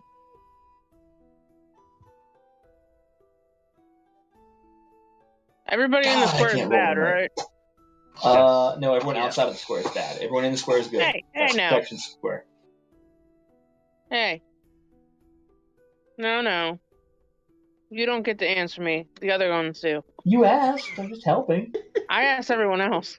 Technically, we don't. We don't what? You don't get to answer. Only a couple words. That's true. And if you say who's bad, I'm going to say I'm bad, and then do a little dance move. Boo, boo,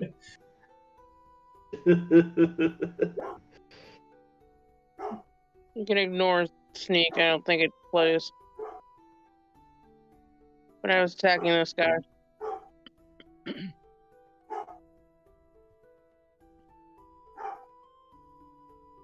What are you? Sorry, say it again, Althea. I didn't realize you were. Who were you attacking? Cast firebolt at this guy. Okay then. So with that said, the firebolt will hit, and you do. What is that? 30 points of damage. If you're counting sneak, I don't know if you are, because I don't really know how hidden I am. Sneak doesn't apply to spells.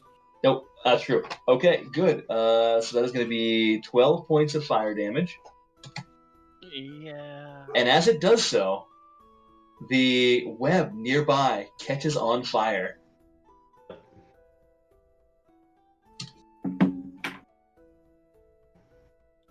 Oh, come on. There we go.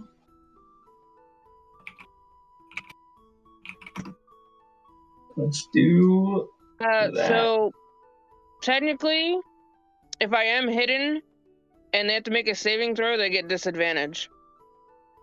Because I have magical ambush. But I'm not hidden, but I'm just saying in general. Yeah, there's no saving throw applying here. You made a ranged spell attack. In general. Got it. Okay, new feature for 9th level. Got it. I don't even think I have any of this. Oh, no, I do. An ice knife. Okay. If I ever use it. All right. You guys are always too close.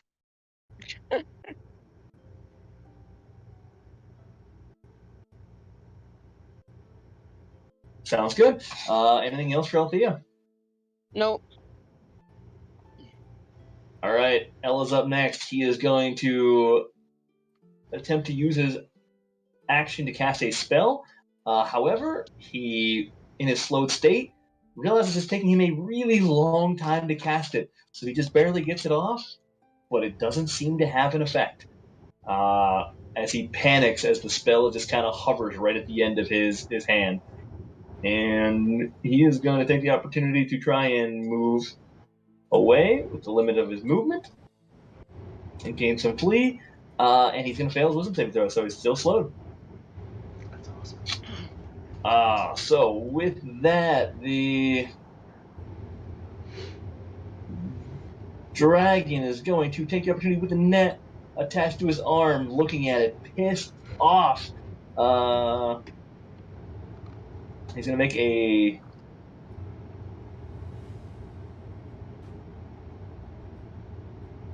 strength saving throw for his action. Try and remove the net.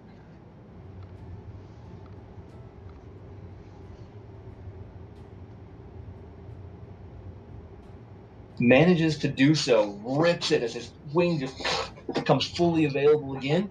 That is his action. With that, he is going to take the opportunity to move.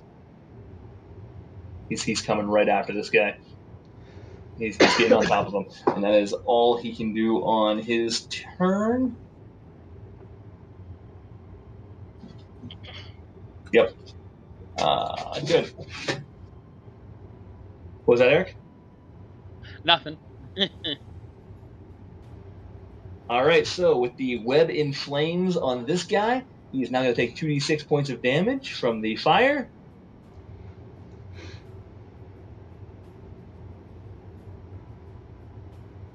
So 4 additional points of damage. And he is going to... He's not slowed. To get out of the webbing, he is going to... How much damage did he take? 4 points of fire damage.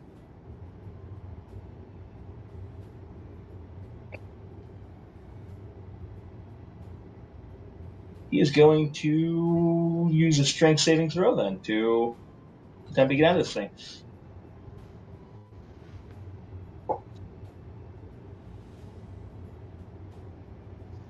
$17. Nope, doesn't save. He is still restrained, and none of his action. He can't move. Done. Polly's up. Is the web still on fire? It is. Yep, and it seems to be spreading a little bit. Not yet, but you can see it slowly burning outward around him. I did hide it. Let me bring it back just because I had him there. There we go. So before Polly goes, at the end of the turn, he is going to take his dragon to take the opportunity to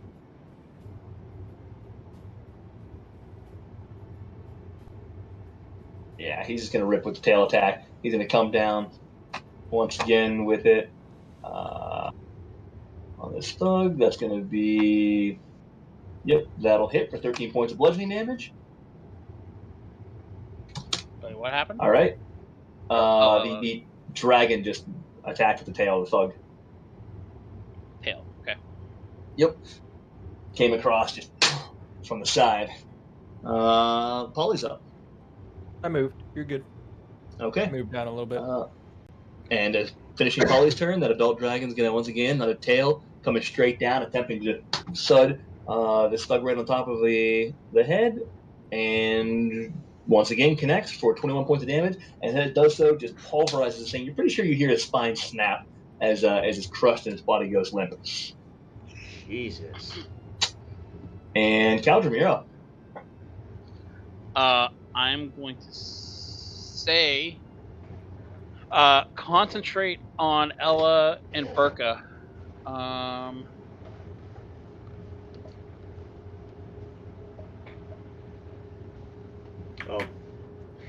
Is this a brush over here? Yes, it's about 3 foot tall brush. How's the movement for the horse through that? With the horses, it's going to be slightly restrained, so it's going to be difficult terrain for them. Oh wait, the square. It's there's nothing there now, right? Yeah, the square's gone, so it's just the brush. Okay. Sorry, let me eliminate that. Yeah, no, that's fine.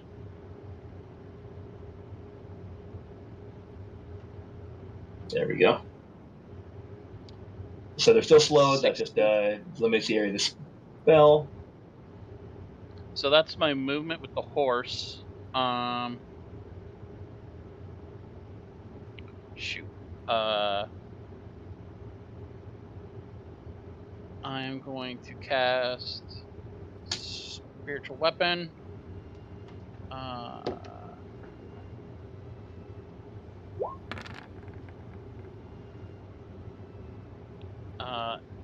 On Ella.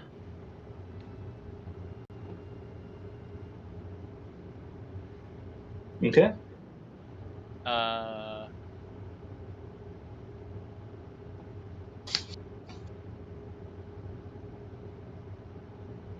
AC 19. Or no, I'm sorry. Spiritual Weapon. What the heck?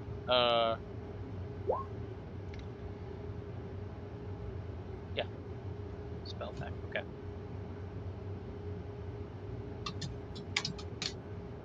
All right, so it's a spell attack, not a save, right? Yeah, spell attack. All right, where are you casting this thing at? That's, right here.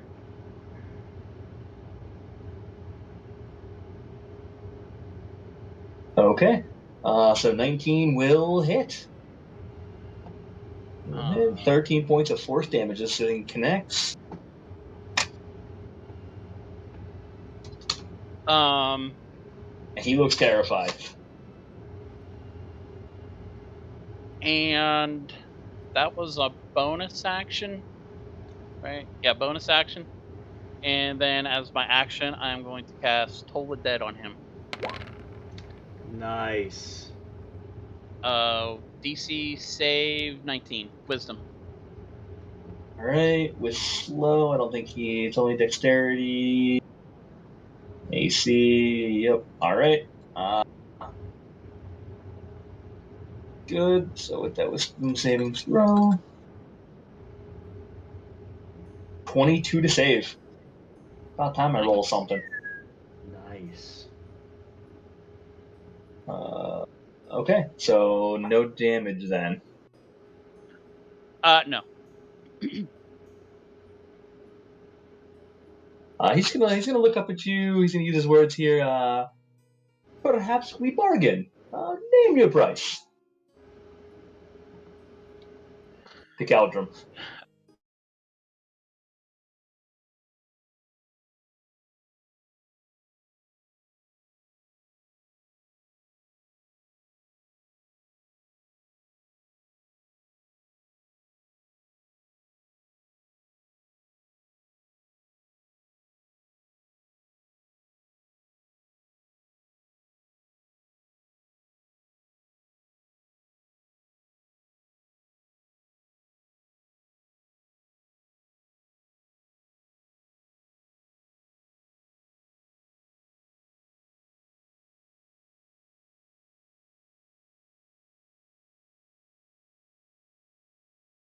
Spread onto the horses. my horse. Yeah. All right. Wow. Touche. Then I took some movement. I'm gonna cast a chromatic orb on Dickhead down here. Let's call that lightning damage. Light up all that jewelry he's got. Oh shoot, son. Nice. Oof! What a terrible! Oh my god, that's a terrible roll. Wow. 1, 2, and 1 on a 3d8. Oh my gosh. Still getting the damage, hitting with lightning as this orange orb flies over. That'll still hit 4 points of damage, you know? Damage is damage. Yeah. Oh, I'm on the wrong map. There we go.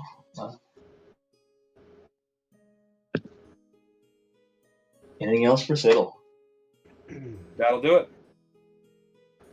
Grizz. Griswold is going to take two attacks of opportunity, which is fine. Because I'm going to move away from this guy and move past this guy. So, by all means. Okay. And Griswold is going to come here. And he is, as he's running past these two thugs. So the first two fail, by the way. Two mace attacks as they attempt to swing, missing wildly from him. Second one comes in. What is your current AC? It'll be 19 because I'm technically riding, so it'd be 19. All right. So with their opportunity attack, they get so 19 will hit. Where 4 points of bludgeoning damage. I guess my drop your weapons or die did not sit well. That's okay. They're gonna die anyways. That's fine. I'm gonna come down here and seeing as Barca is Barca's got some shit going on. We're gonna play with her a little bit, and I'm going to fling once with the halberd, 23 to hit, 11 radiant. That will hit. Are you within range? Isn't she levitating? She's 15 feet in the air. 15 foot in the air, and he's 10 foot tall. Oh, okay. Yeah. He's got a 10 foot range, so that will hit.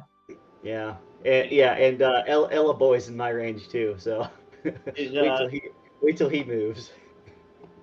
She's concentrating, right? So she might fall. She has a potion. I don't Oh, think she's concentrating. It's a potion. Could be wrong though. Nope, you're right. And I'm going to swing a second time. 21, 6 points of radiant. That will also hit. So as I was coming down, I did say, drop your weapons or die in a... Give me a persuasion or intimidation check. Oh, let's go intimidation. Yep, nope. I apparently can't talk for shit. Yeah, you're a big cuddly teddy bear. Come cuddle me. That will end my turn. All right, Warwick. Yes, squishies. I'm sorry that I surpassed you in. Not wanting to overdo it too much. I Oh, think the team's got this under control. oh, Warwick.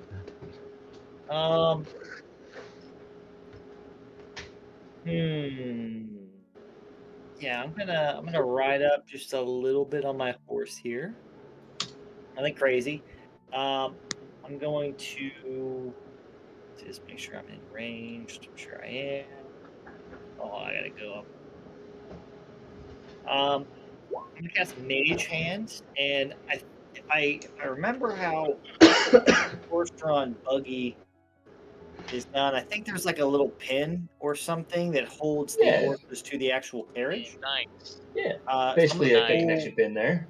Yeah, I'm gonna use Mage Hand to pull the pin to separate the horses from the carriage. And I'll say with 10 pounds of force, because there's no real weight on it, you're able to separate it. Nice job. Nice call. And then I'm just gonna move back the rest of my movement. and call it a day. All right. And so this guy is up now. He is seeing the dragon, seeing Grizz. He's going to come this way, temporarily attempt to defend those that are paying him. Take a shot at Grizz with a heavy crossbow. That's rude. 21 to hit. That'll be 5 points of piercing damage. Oh boy. Okay. All right. How much damage? 5. 5. He's going to jump over the fence there. Reed, you're up. That's rude.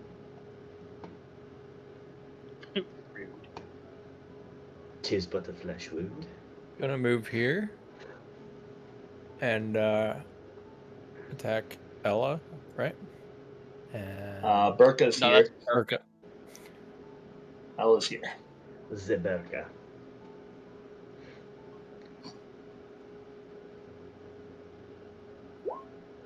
$21 to hit. That will hit. 28 points of damage. Hitting her out of the air, just like a clay pigeon. And again, this is why you're not allowed to Oh. attack twice. Because you do so much fucking damage in one shot. Yeah, I appreciate you getting near someone and not just running away from the dude I initially shot with a bow. You guys can take the thugs. We gotta capture these other peckerheads. That's it for Reed. Okay. Mm. So.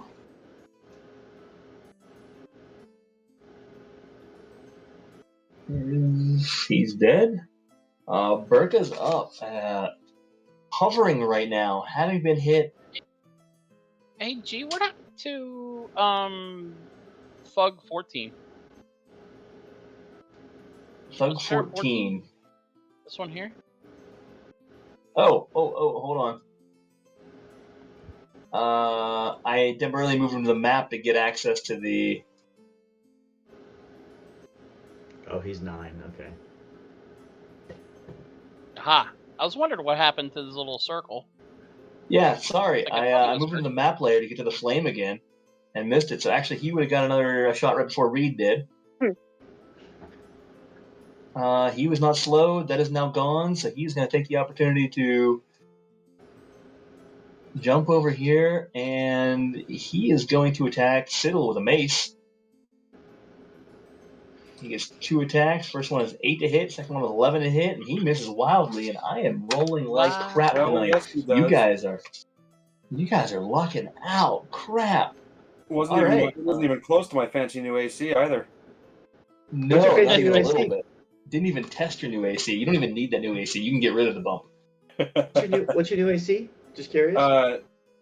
With Mage Armor up and active at 17, which I basically just cast that once we get moving every day. So, Jeez, a 17 wizard with a 17 is ridiculous. You have a higher fucking armor class than Amrook does. Holy shit. That's awesome. So Burka, looking, is going to stare down at Griswold and just say, "You're not going to cost us this opportunity. We've been waiting a long time for this." And she is just going to come down with her flying at you with the added speed, with her battle axe swinging. The first one is going to miss with a 15. The second swing, however, is going to be a nat 20, which is 14 points of slashing damage. Can I silvery barb a nat 20? Man, wait, hold on, time out. Did you say, is it 14 total or 14 doubled? I might have said 14, I might have said 40. It's tough to say. Hold on, let me answer the barb question first. Because it's after, I can choose to do it as a reaction. It's an attack roll. Right? Mm-hmm. Yeah. You can do it for an I mean, you can do it anytime as long as it's an attack roll. Let's see. The triggering creature must re-roll the d20 and use the lower roll. Yes, and that 20 doesn't matter. Yep. Cool. Damn. Damn. So She rolls a nat 20 re-rolling. again. I'm gonna shit. Me too. It was good. Only a It was good. 21. All right, I'll take a 21. She For legit so the got original. 21? That's the second roll. Yeah, 21. The fuck? All right, with the nat 20, So was that'll it be 40? Was it 7 40? points of slashing damage. No, it's only 7 and 7, so 14. I'm gonna look at I said that in character as I was moving or in yeah. I'm gonna look at her and you just Griswold's gonna chuckle and say, "That's the best you can do." How much damage was it? 5? 7. 7. And she's gonna hold there. All right, this thug is going to. He's looking north of Warwick. He just heard this reaction with the semantic with the verbal component, and he's gonna look up at him and fire off a heavy crossbow. Oh no, he doesn't have that. He's got he just has mace, so he's just gonna run up and attempt to hit with the mace. 13 on the first swing, 16 on the second swing. You're So muted. Warwick, Warwick, I have a Keegan, don't forget you get to add the second part of your silvery barb. yeah, someone needs to assign advantage to somebody. Good call. Oh, what? Yeah, Silvery Barb is bad. Is baller. The chosen creature has advantage on the next attack. Cool. All right, Chris. You know what? There you go, buddy. You can have it. There you go. And I thought you were gonna give it to the dragon. Oh my gosh. No, I'm kidding. Well, Yeah, no, I would absolutely give it to the dragon just for kicks and giggles, but I'm pretty sure, yeah, he's not within range to do that. Did I see within range? Yeah, no, it's. Yeah, no. So I have a 16 AC though, so he misses, right? All right, so the 16 will hit though. He So hits. 8 points of bludgeoning damage. The 13 misses. You motherfucker! All right. Okay, and his turn's over. Althea. So, oh, that's wrong.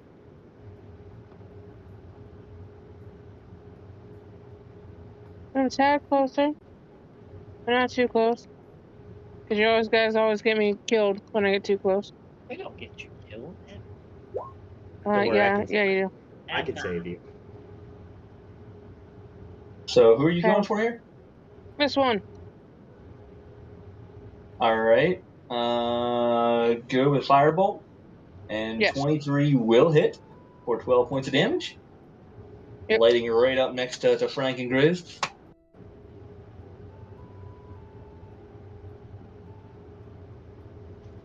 Okay, so I got. Hey, Actually, I'm Ashley, gonna move over though. What? Ashley, I don't want to tell you how to play your character, but Yeah? your longbow with sneak Oh, yeah. attack will do a lot more damage. Well, the problem is, can I really sneak when there's no trees around? You have Grizz within range for you. This still works that way? Yeah. Then next round. Because I can't do it again. She's just gonna nat 20 right through the face. Just telling you, that's all. As long as it goes. So because he's slowed, he prepared a spell last session and is just now casting magic missile towards the dragon. Wow, what a dick! Edgeworth level. No. Oh wow. What a dick!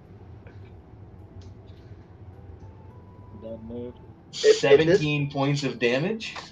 At this point, You know what? dragon Fuck that. can I'm fucking counterspelling that kill one. him. Yes, awesome. I Oh. was hoping you would do that. And I'm casting it at 4th level. Fuck him. Fuck him. Those little stupid things are petering out like that thing in Iron Man. Yep. The first one actually takes off and heads to the dragon and just kind of hits him and dissipates into a cloud. The other one just kind of putter out and drop a few feet away. That's beautiful. He's I was gonna so look hoping down. you would do that. Look down, look up. Oh shit! I'm just gonna look over at him and do the little finger wag, like You didn't say the magic word. You didn't say the magic word. So he does manage to save on the slow at the end of his turn, but that's all he can do this time. Please tell me the dragon noticed that. Oh yeah, he noticed it because he turned and he was looking right now, so he saw it happen. Oh, come on, he come on, he G. had turned after the last one and looked. Come on, G, you're not going to have him run? You know how to run? Who, the... Ella? You're Ella? not going to have Ella run? So he was slowed until he saved. Yeah, I'm he sorry. did not flee yet. He saved at the end of his turn, but that's it. Damn. So the dragon is up next. Oh, shit. Don't fucking eat me.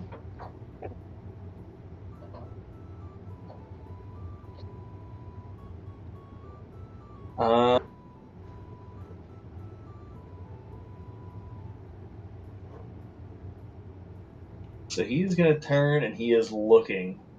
Man, you guys are all clustered up.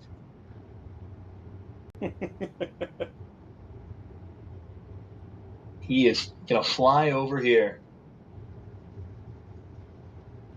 And as he comes to a stop and skids, he trips a little bit and stumbles, but manages to regain. That's awesome. I love the clumsy dragon. I wait for him to roll right on top of Grizz by mistake. I love the clumsy dragon. And you see him just pull back. His neck rears, his mouth opening. You see static and electric start to form inside of his mouth. Looking at Grizz, he then fires a 90-foot line of lightning. Right here. Not funny, Garrett. Not funny, Garrett. All right, I didn't show the others. Nice. And he is going to fire right there. Nice. And so, as he does so, this thing just ripples out. This first thug attempts to save. Does not. The Burka with this save and the slow does not save. So that is, let's see. I'd like to think Griswold doesn't look like he pisses himself, but I'm pretty sure Griswold's like, yep, my life's coming to an end. Didn't think it was going to be this way. Like, definitely catches. So, is she still floating? I can't remember. No, no. She's about 5 feet in the air. She came down most of the way, but he was. Oh, okay. She's just barely floating. Is that right? Sorry. Yep. As much as I don't want to die here, I have to ask a Oh, question. wow. But never mind. No, we're good. No, I didn't ask. What's the question? Griswold does have metal armor on. Does he catch any? So what I was going to ask kind of pertains to what Ryan says. Is the lightning breath, because like, hilarious. Oh, fuck, I have to ask. Like, I know you shot it in a 5-foot radius. Is it a 5-foot radius? I guess, like straight towards it, like lightning bolt, or does it? It's basically a 5-foot wide line. So shooting all offward. right, so all right. So Griswold is not. You can taste your fillings though. Yeah. So it's about this wide right here as this beam takes off. So as you guys are all sitting there, this thing is. Let's just. Griswold pees a little bit. Straight up. Can I? Frank's a little pissed off at that. I enjoy Zapdos. Yeah, me too. You're so right. Jesus, 69 points of. Why aren't you doing this? Nice. Oh well, I'm gonna draw it on here, but yeah, basically, Siddle. Actually, you read more. Siddle and Grizz in particular. You guys, you are now amped up. Like you can feel the tingles. Your arm hair is standing on edge. You feel like a nasty little static electric charge. This thing just brushes by you. It couldn't be much closer. You can feel the heat coming off of the lightning along with the shock.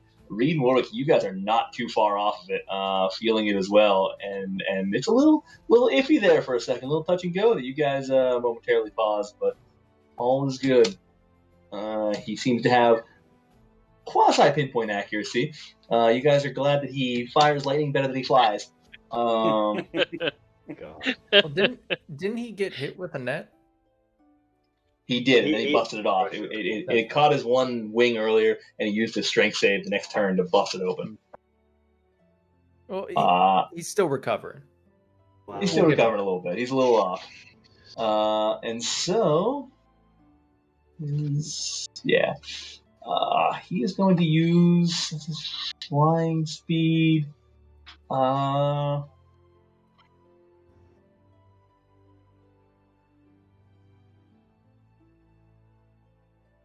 No, he's gonna fly a little bit further. He's a hair more movement. His wings are just touching you, Grizz. You can feel the heat as this thing stands about 30 feet taller than you, just perched over top of you, looking downward. Its wings alone could encapsulate you and Frank combined. And that is the end of his turn. I want to pet him. Evan does, not Griswold. Polly's up. As you're eye to eye with this thing in the air. Okay, so he is 45 feet? Tall. Oh, I didn't realize you were 45 feet up there. Hey, he's about 30 feet up. I figured it was closer to 30. 30 to 40. So yeah, he's right about there. All right, Polly's gonna go over, land on his wing, just kind of cock his head at him. Just after that show of power. What's up, bro? He's gonna cock his head and I see you. I see you, baby. As he does so, he's gonna use his a little bit of a reaction here and use his words, and he's gonna start shaking his wing. Oh God, it's on me! It's on me! I like this dragon. Polly will float up another 5 feet. All right. Anything else for Polly? No, that's it. All right. With that, that's the end of his turn. Go ahead. Actually, nope. Caldrum's up. I'm going to turn around towards Warwick and see the one thug on him. I'm going to cast Toll the Dead on him. I forgot about that guy. All right. He needs to make a wisdom save. Oof. Ouch. 19 to save. So he saves. Oh, wow. He will save. Brushing it off with Toll. Knee jerks in his head. He gives you a little wave off. That's necrotic, yeah. And then I'm going to use my spiritual weapon on Ella. Oh, I don't want to recast it. Dang it. AC 21 for 9 points of damage. That will hit. You're using this on Ella, right? Yep. Taking the swing, and you hear but he's just barely standing still. He's terror in his eyes. He's looking at the dragon, looking at Griswold, looking at his magical weapon. He looks afraid. And then Bargain? How much gold? For my life. How much you got? Reed yells 20K. Warwick's gonna yell, make it 30. I can agree to this. Now. What's the dragon anything else? Say? What's the my answer to that is, what's the dragon say? And is there anything else you want to do on your turn before you get the dragon's answer? No, because I can't move the spiritual weapon. Sorry, Grizz. You're good. No, I was just saying I like it. Okay. At the end of the turn, the dragon is going to just hover over top his presence. He kind of leans forward, so he's practically looking all the way forward. No deal. As the tail is going to come around and just boom. And that will be. You call the dragon Howie? Go ahead and throw that one. You can certainly try. 30 to hit and 11 points of damage. And with that, Ella drops. And the bronze dragon, you see him take his tail and just kind of wipe it on the ground, getting the blood off. Phil, you're up. All right. This is what's her nuts, right? That is just one of the guards. That's one of the guards. Where'd Yep. Burka is now dead. She is here next to Grizz. Oh, she's already dead. Okay. And then there's a guard down south. She got. You can barely recognize the body. It got fried in lightning. Got it. All right. I'm gonna go for the guard to the south with the chromatic orb. There we go. That's what I'm talking about. Nice. Lightning damage too. As he turns to run and flee from the back, just this chromatic orb catching him squarely. What is that? 26 points of damage. Yes, sir. And barely holding it together, he's stumbling, he's struggling. You can just see him lock up from the lightning from into his body. Don't tase me, bro. I get you, bitch. And anything else for Siddle? That'll do it. And as you finish, the dragon is just going to turn to you over his shoulder. And you don't recognize that it's in Draconic, but a couple of you that do recognize it, just hear him say, "Allow me." As he's going to take his tail once again and just whap on the thug. Oh, shit. Oh, no. 30 points of damage. In this case, he's going to come around, swinging this thing, and like a baseball bat, just launches this thug in the air. He flies about 30 feet to the south as his body is crushed under the attack. And as his body flails off in the distance, and he gets launched, that's the end of his turn. Griswold, you're up. We only have that guy up top, huh? That you're aware of, yes. Oh, fuck. All right, so Griswold's just gonna marry up here. You know, Frank has a nice stride. So wait, you're stepping away from the dragon? Yeah, I am. All right. Can you be a saving throw, please? I'm just kidding. No, you're good. I was like, he's gonna wipe your gander off. I'll look at the dragon and say, I've got the last one. Man, I had a really good thing lined up for the last one too. Go ahead. No guarantee. Let's see. He's here. Remember, when Griswold gets... Go ahead, Garrett. You cut out for a second, bud. Oh, I said, don't worry. When Griswold gets cocky, he misses. Yeah, I know. Yeah, that's true. No, Griswold just misses. I'll actually move over. Let's get this with advantage because Frank can fucking move. Let's have fun. 21. It hit. 10. Radiant. 21 will hit. That'd be 10 radiant. Do I have to swing a second time?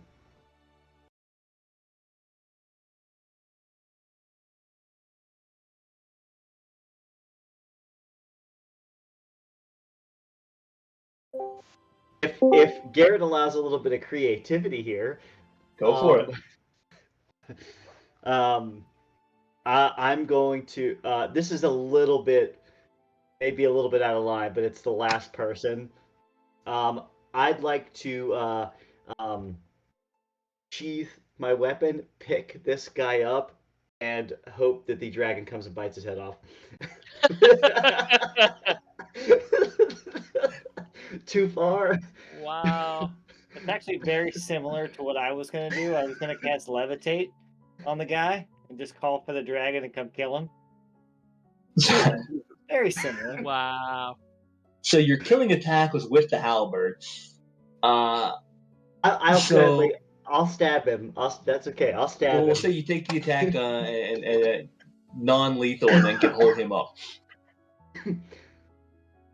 All right, I'll make it non-lethal, and I'll like kind of toss him out to the side and be like, and I'll call to the dragon. This is yours to do with what you need.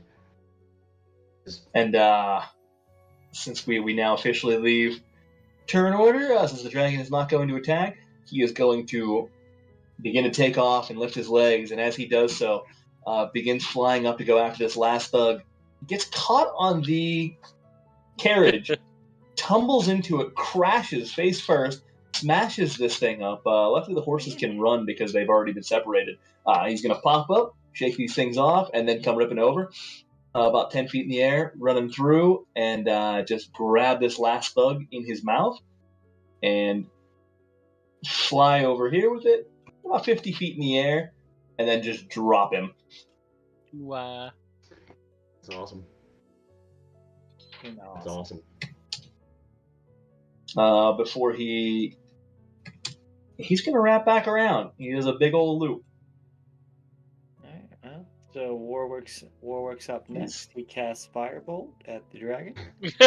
Go for it. So I'm going to say the horses flee here. They take off. For the love of God. Okay. I'm going to start walking back down too. Egan? What? You said Fireball? No, I'm just kidding. I'm not doing shit. So as this dragon lands, you look at its shimmering bronze scales in all its majesty. It takes each of you in. Before you see, it begins to change, drop down, and polymorphs into what can be described as a small halfling. You see this little red-skinned halfling with curly, bronze-colored hair. Shows a very young lad.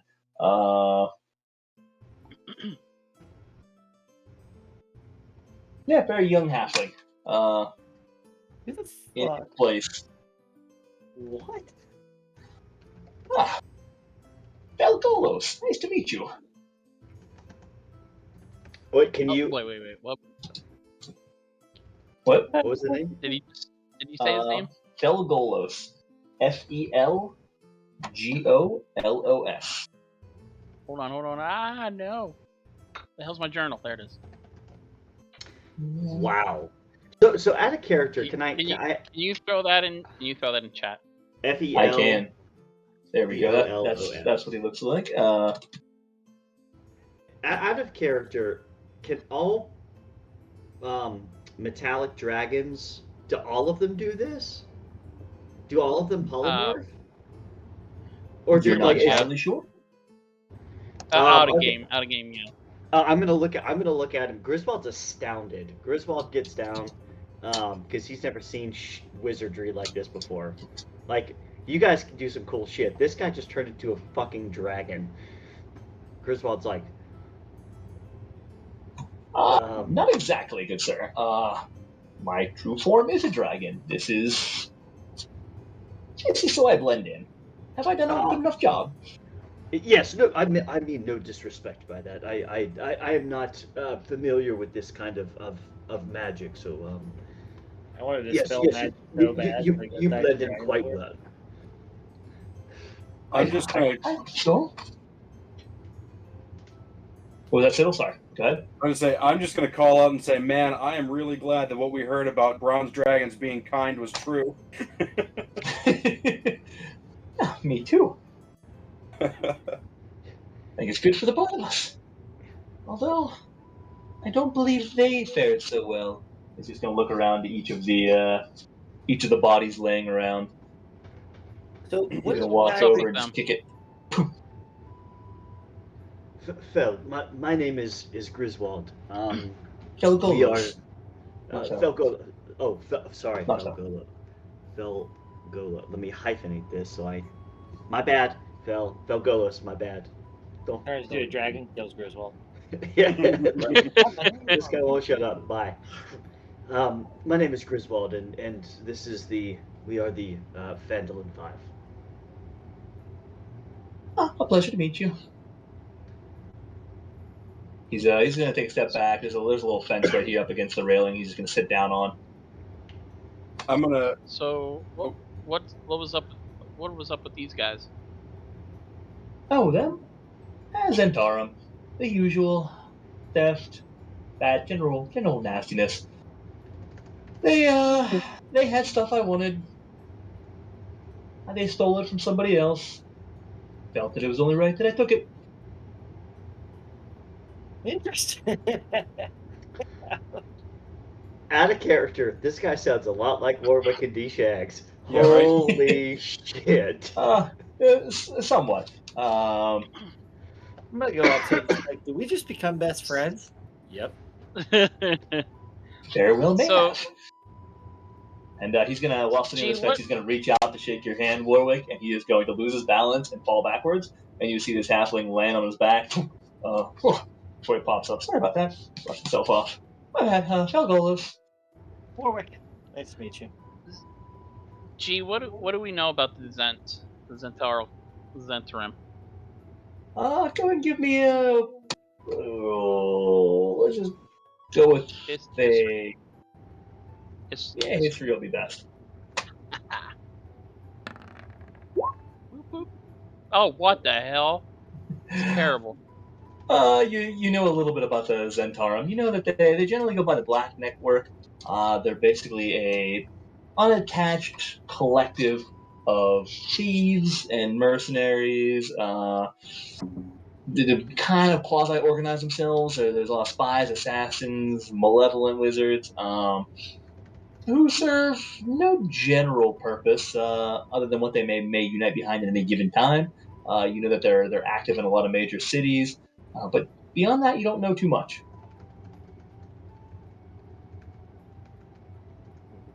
And just Zentarum are a nasty bit. I don't know if you've had any dealings with them, but I don't like people that steal. It just bothers me. It's not theirs. And so I steal from those that steal. I literally, as you said that, Garrett, Keegan and Reed looked right up, and I'm like, oh god. I don't steal. I just borrow things for an extended period of time. I liberate things. Yeah. Liberate. Yeah, that's the term I was looking for. He's going to look to both of you, momentarily pause. Yeah, I haven't caught you doing it yet. He's just going to reach down, kind of root through the pockets here of Burke, pull out a little sack. You hear some coins in it. Not bad. And just toss it over to Warwick because he's the closest one. You can have it. I have no interest in coins. You don't happen to have a basilisk tusk? Is that what that lady asked me for? Was a basilisk tusk? Mm-hmm. Basilisk. If you don't by chance happen to have a basilisk tusk lying around that I could have, do you? He's gonna fake feel for his pockets, kind of going through. Not on me, sorry. Yeah, I think I left them in my other pants. I'll follow you. I'll follow you to your other pants. This guy could kill us in a heartbeat. This is awesome. So, you weren't with these guys? No. Well, that's good. We were traveling down south, and they stopped us. Tried to make friends with us, and had mentioned something about a bronze dragon that they were trying to hunt down. An evil dragon that was stealing and pillaging the countryside. Yes. Oh, he sounds dangerous. We should be careful of him. I'll look around. I like this guy. Let me know if you see anything. We can hide. He's gonna walk over to the other one there. Have you heard any stories about dragon or giants recently? I've heard lots of stories about giants. Do you want fiction, non-fiction, anything recent? Anything about a particular dragon? I'm fairly well versed in the ongoings. Giant. Or giants. Giants. Giants. Within the last couple months. Couple months. Now something's got their panties in a twist. They are Mm. all over the place. I haven't seen this much activity from the Giants in a few centuries. Worrisome, to say the least. I watch where I fly these days. Anything in particular you're Giant, looking for? Giants and dragons don't get along, right? No, we do not. A bit of a tussle a few thousand years ago. Never quite made up from it. There's still a bit of a grudge there. Kill on sight order, all that. Mm-hmm. I like this guy. I really like this guy. I'm gonna walk a little bit closer. We've taken out quite a few of the giants. They're pillaging the lands and killing innocent people, and we're trying to figure out what really has happened here. Yeah, they're killing a lot. It's not good. And they seem to be on a mission to take over some land again. Beats me. There's interesting things afoot, I can tell you that. He's going to kind of search the body of Ella while he's talking to you about this stuff. Pulls out a couple things, tosses them aside. Looks like some weapons, maybe some gold pieces. You see a few, can toss a few gemstones. Back over the corner. Stand up. He's going to give him a little kick before he falls backwards into the weeds. What are you looking for? Just checking. Nothing in particular, actually. I was just looking for them because he's been looking for me. We've been dabbling for a while now as he's attempted to catch. It was fun. I got bored. Time to end it. Fuck. This guy's a bad. Oh, okay. This guy's a badass. He's checking on Burka. He pulls out another potion that looks like it's fairly filled. You guys recognize this as it's fairly familiar. That could be handy. You want it? Hand it to Griswold. You recognize it as a potion of greater healing. Fuck yes. Let's put that in the group pack. Alright, it's yours. Thank you. Greatly appreciated. Potion of... Now the horses are gone, but the wagon still does sit over here, so I'm just gonna what's in the wagon? kind of move it back. So as you guys, you can explore the wagon while he keeps talking and doing this and that. You find it's actually fairly empty. It seems like it was a bit of a ruse, setting up a caravan to try and lure him in. However, there's some stuff in there. You find that there's about 40 crossbow bolts, 12 days worth of rations, and a bottle of a fine Cormyrean plum wine, and a whole casket of ale. This in here for you guys.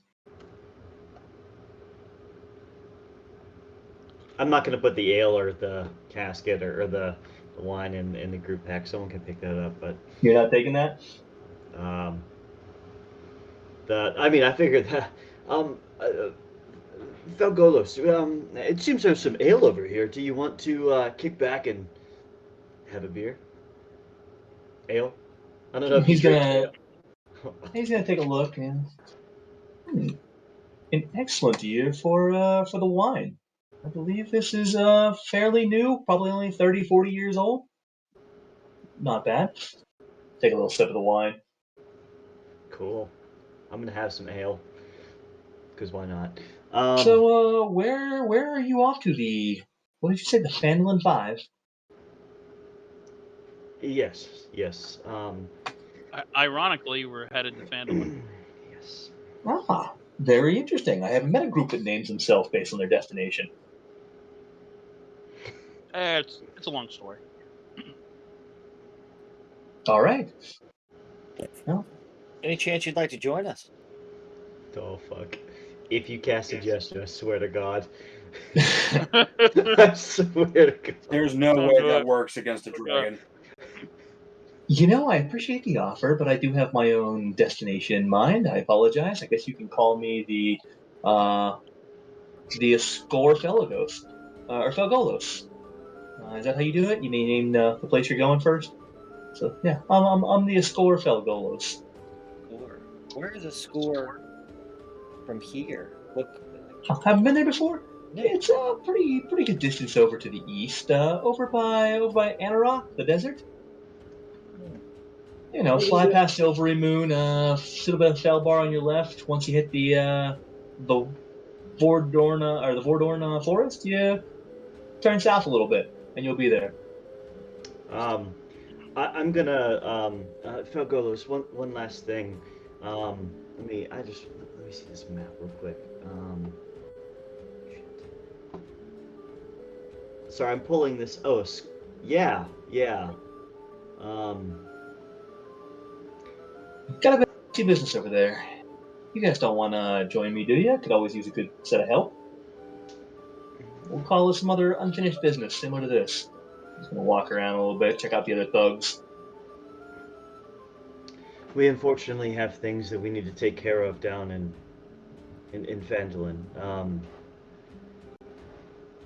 You're interested in finding some giants.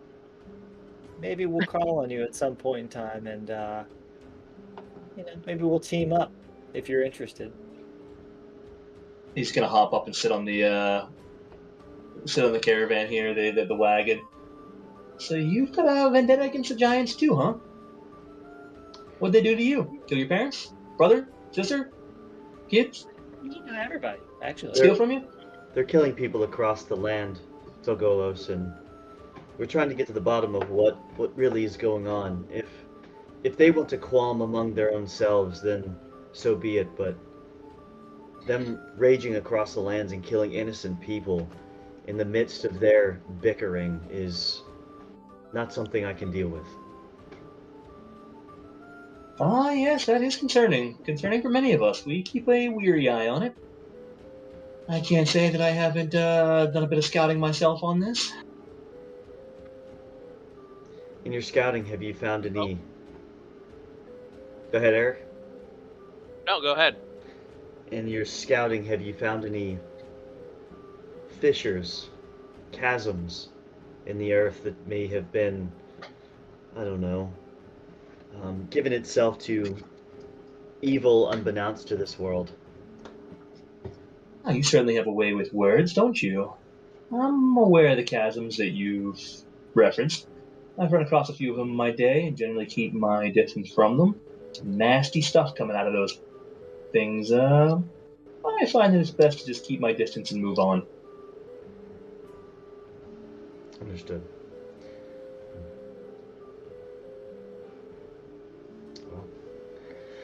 So, sure I can't trouble you in a trip to a score?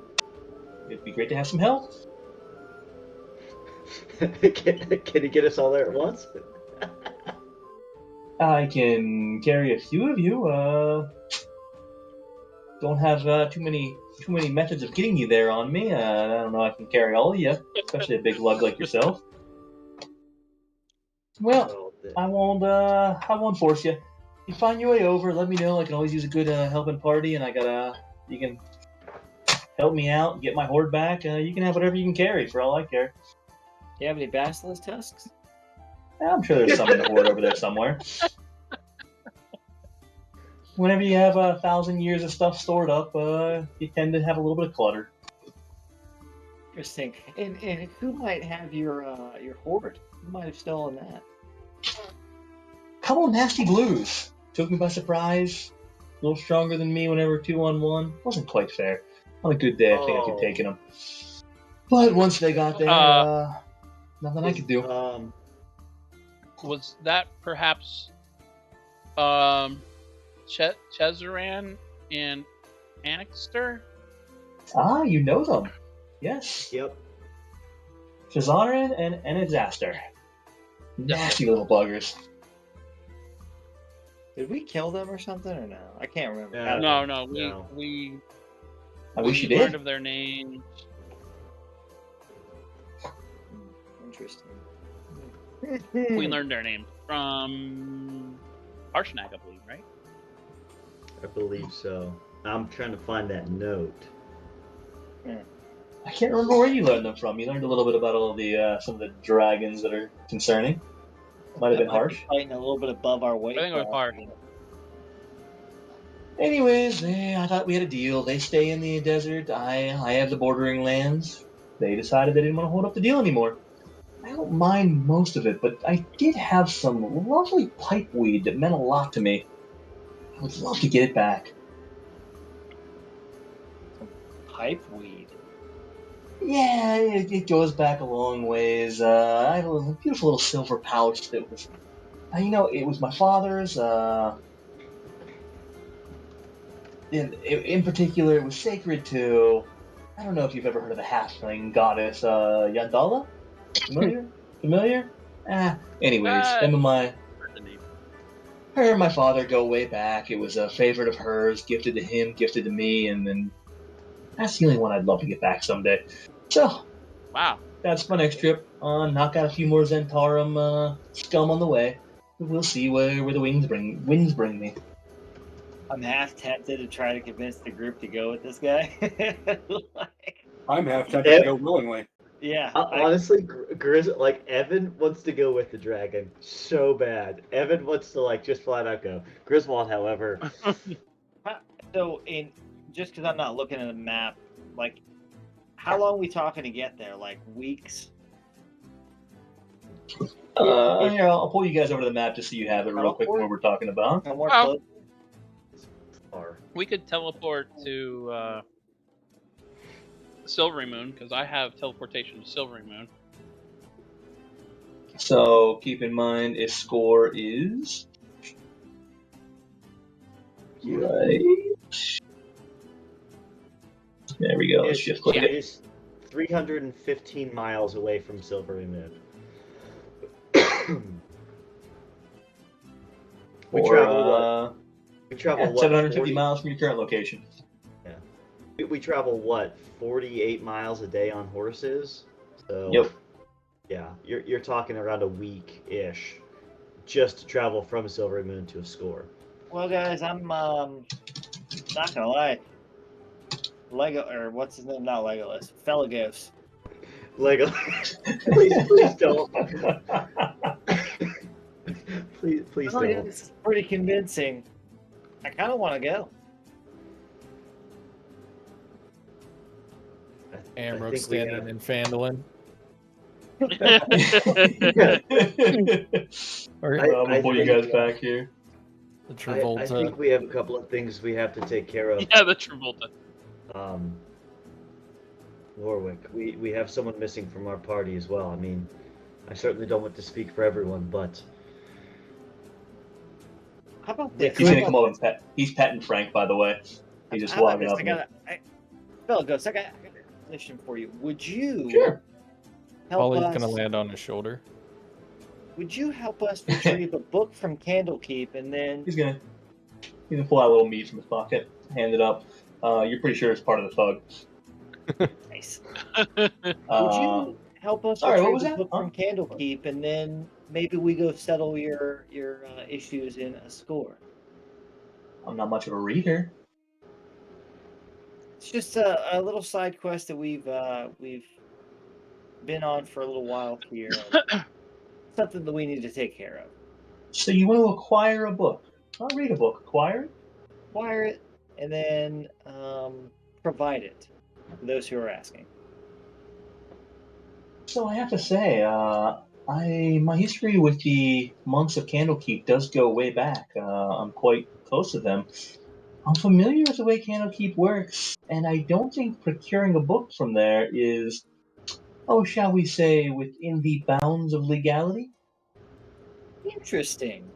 Oh, shit. Wait, time out. Out of character. So this bitch wants us to steal a book? Well, I don't know. Liberate. Oh, fuck. Got it. Yeah. That was out of character. Perhaps somebody in Candlekeep knows where it's at. Interesting. We're on a mission from the High Priestess of Yartar, right? Who it is? Mm-hmm. I believe that's what it is. Yeah, High Priestess of Yartar to head to Candlekeep and search for a book. I forget what the book's name. Whatever it is. Lore of LaRue. Lore of LaRue. That's what our request is. Sorry. Lore of LaRue. Who wrote that one? It sounds familiar. I think I've read it. You wouldn't happen to have a copy, would you? I believe that one is one of a kind from my recollection. Damn it. No, I don't quite remember either. I do recall. That was written by a. Oh man, I gotta look it up since you guys don't know.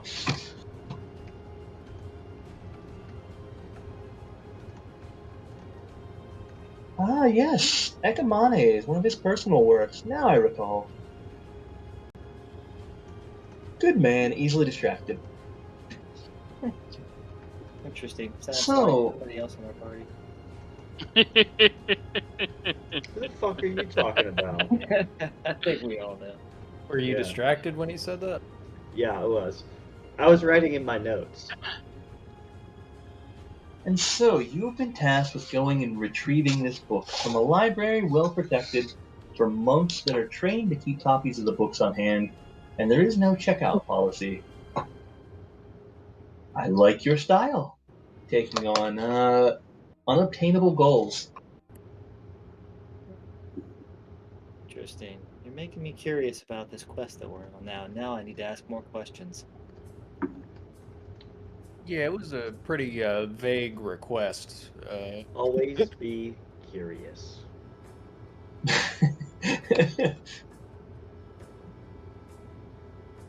Interesting. Well, Well, on that how did you note, get with that on- said, I'm not quite interested in heading to Candlekeep at this time, but I do appreciate it. I'll keep you in mind. If you find your way out my way out east, let me know. One last question. How'd you get Please. on good terms with the monks at Candlekeep?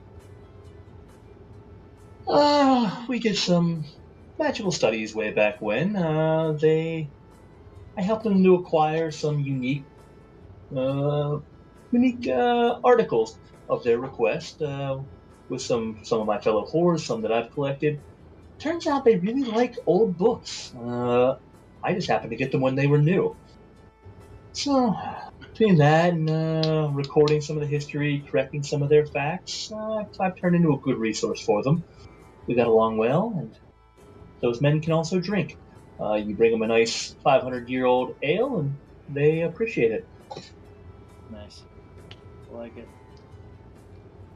Well, on that note, I think Find 500-year-old ale.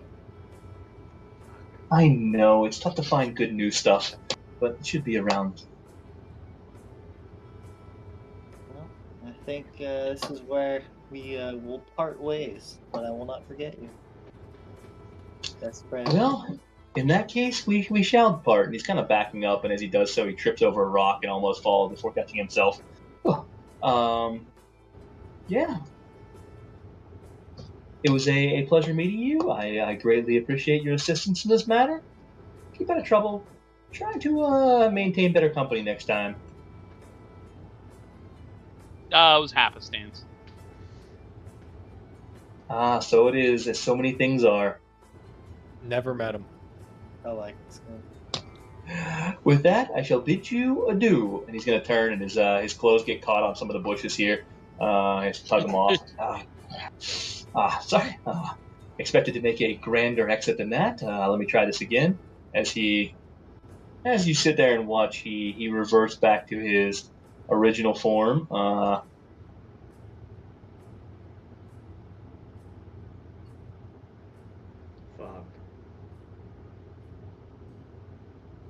There we go. Yep, you see once again the scales reemerge from the red skin. His wings then jut out as he polymorphs and then just gets this massive, from this little 3-foot halfling now to this 30-foot monstrosity as he takes off and begins flying. And you see him, he kind of takes off and starts flying in this direction before realizing he's heading towards the ocean, and you see him do an abrupt about face and start heading the opposite way. It's a nasty skin condition, huh? This whole time, if anybody was paying attention, you'd see Kaldrum is like taking notes, and then as he turned into like a dragon, he's kind of like drawing, like making a sketch, and like making notes about like wing, like the frills on the wings, and like the frills aren't even like. There's all these like weird and intricate like details and everything about the dragon. That's fascinating. Closes the book up. So as you guys do a little bit of searching of the bodies here, you find you have the ale in the cask and everything else. You have the greater healing potion. You guys find 56 gold pieces kind of scattered about everybody, and you also find those gemstones that were tossed by Felgolos just over the corner. You find 3 garnets and 5 tourmalines, each worth 100 gold pieces. Anything on Burka? Anything else on Burka and Ella? You managed to find some of their weapons. Okay. I'm going to cast Detect Magic. All right. So right at the bat, what you find on some of them is while you're just doing a general search before you do the Detect Magic. You find, where are you, Burka? Oh gosh, darn it! I lost it. I know she has. Now screw it. What you do find is 1 ring lighting up. Oh, this is an episode of Rings tonight. Just kind of unintentionally came together, but you managed to find it's a sharp blue. Where are you? There we go. You see like a sharp blue jagged ring, well cast. It almost looks, it kind of looks like a lightning bolt if you had to look at it, but more of a squiggly line. Kind of a very just interesting design. A bright blue. You almost see like it glows at one point or another, but you can't quite tell. Besides that, you find a number of their weapons. What's that? Who was that? Who did we find that? That was on Ella. Who did I find that on? Sorry, that you fell down on Ella. Okay. Lathian. You also managed to find. Here we go. Another 50 gold pieces and 8 silver pieces. A suit of splint armor that is still in pristine shape. You managed to find a battle axe, a hand axe, 7 heavy crossbows, 4 maces, if you're interested. And that's about it.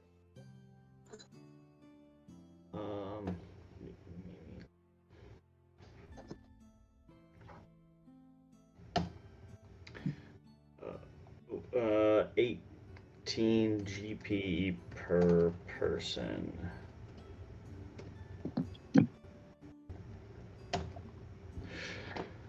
Yeah, I'll pick up. I put all the gems. I'm gonna pick up all the other stuff and put it in the group pack. Just the random stuff. The ring though. I mean, I can't do anything with, so you give that to someone. Okay. And with that said, what do you say we end there for the night if we run a bit over and pick up with where to go next time?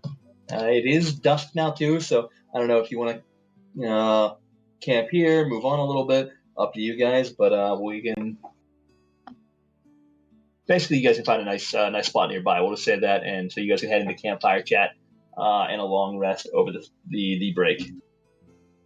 I like it. Perfect. All right. With that said, appreciate everyone. Thank you, and I will catch you next time for Chaos Chamber. Heck yes. And Rook, I don't know if you're still there. I know you've been poking in and out. If you can end the stream when you get a chance, not to rush you. You obviously have other considerations now. Nice. That was pretty awesome. I'm gonna go to bed. Yeah, same. Yep.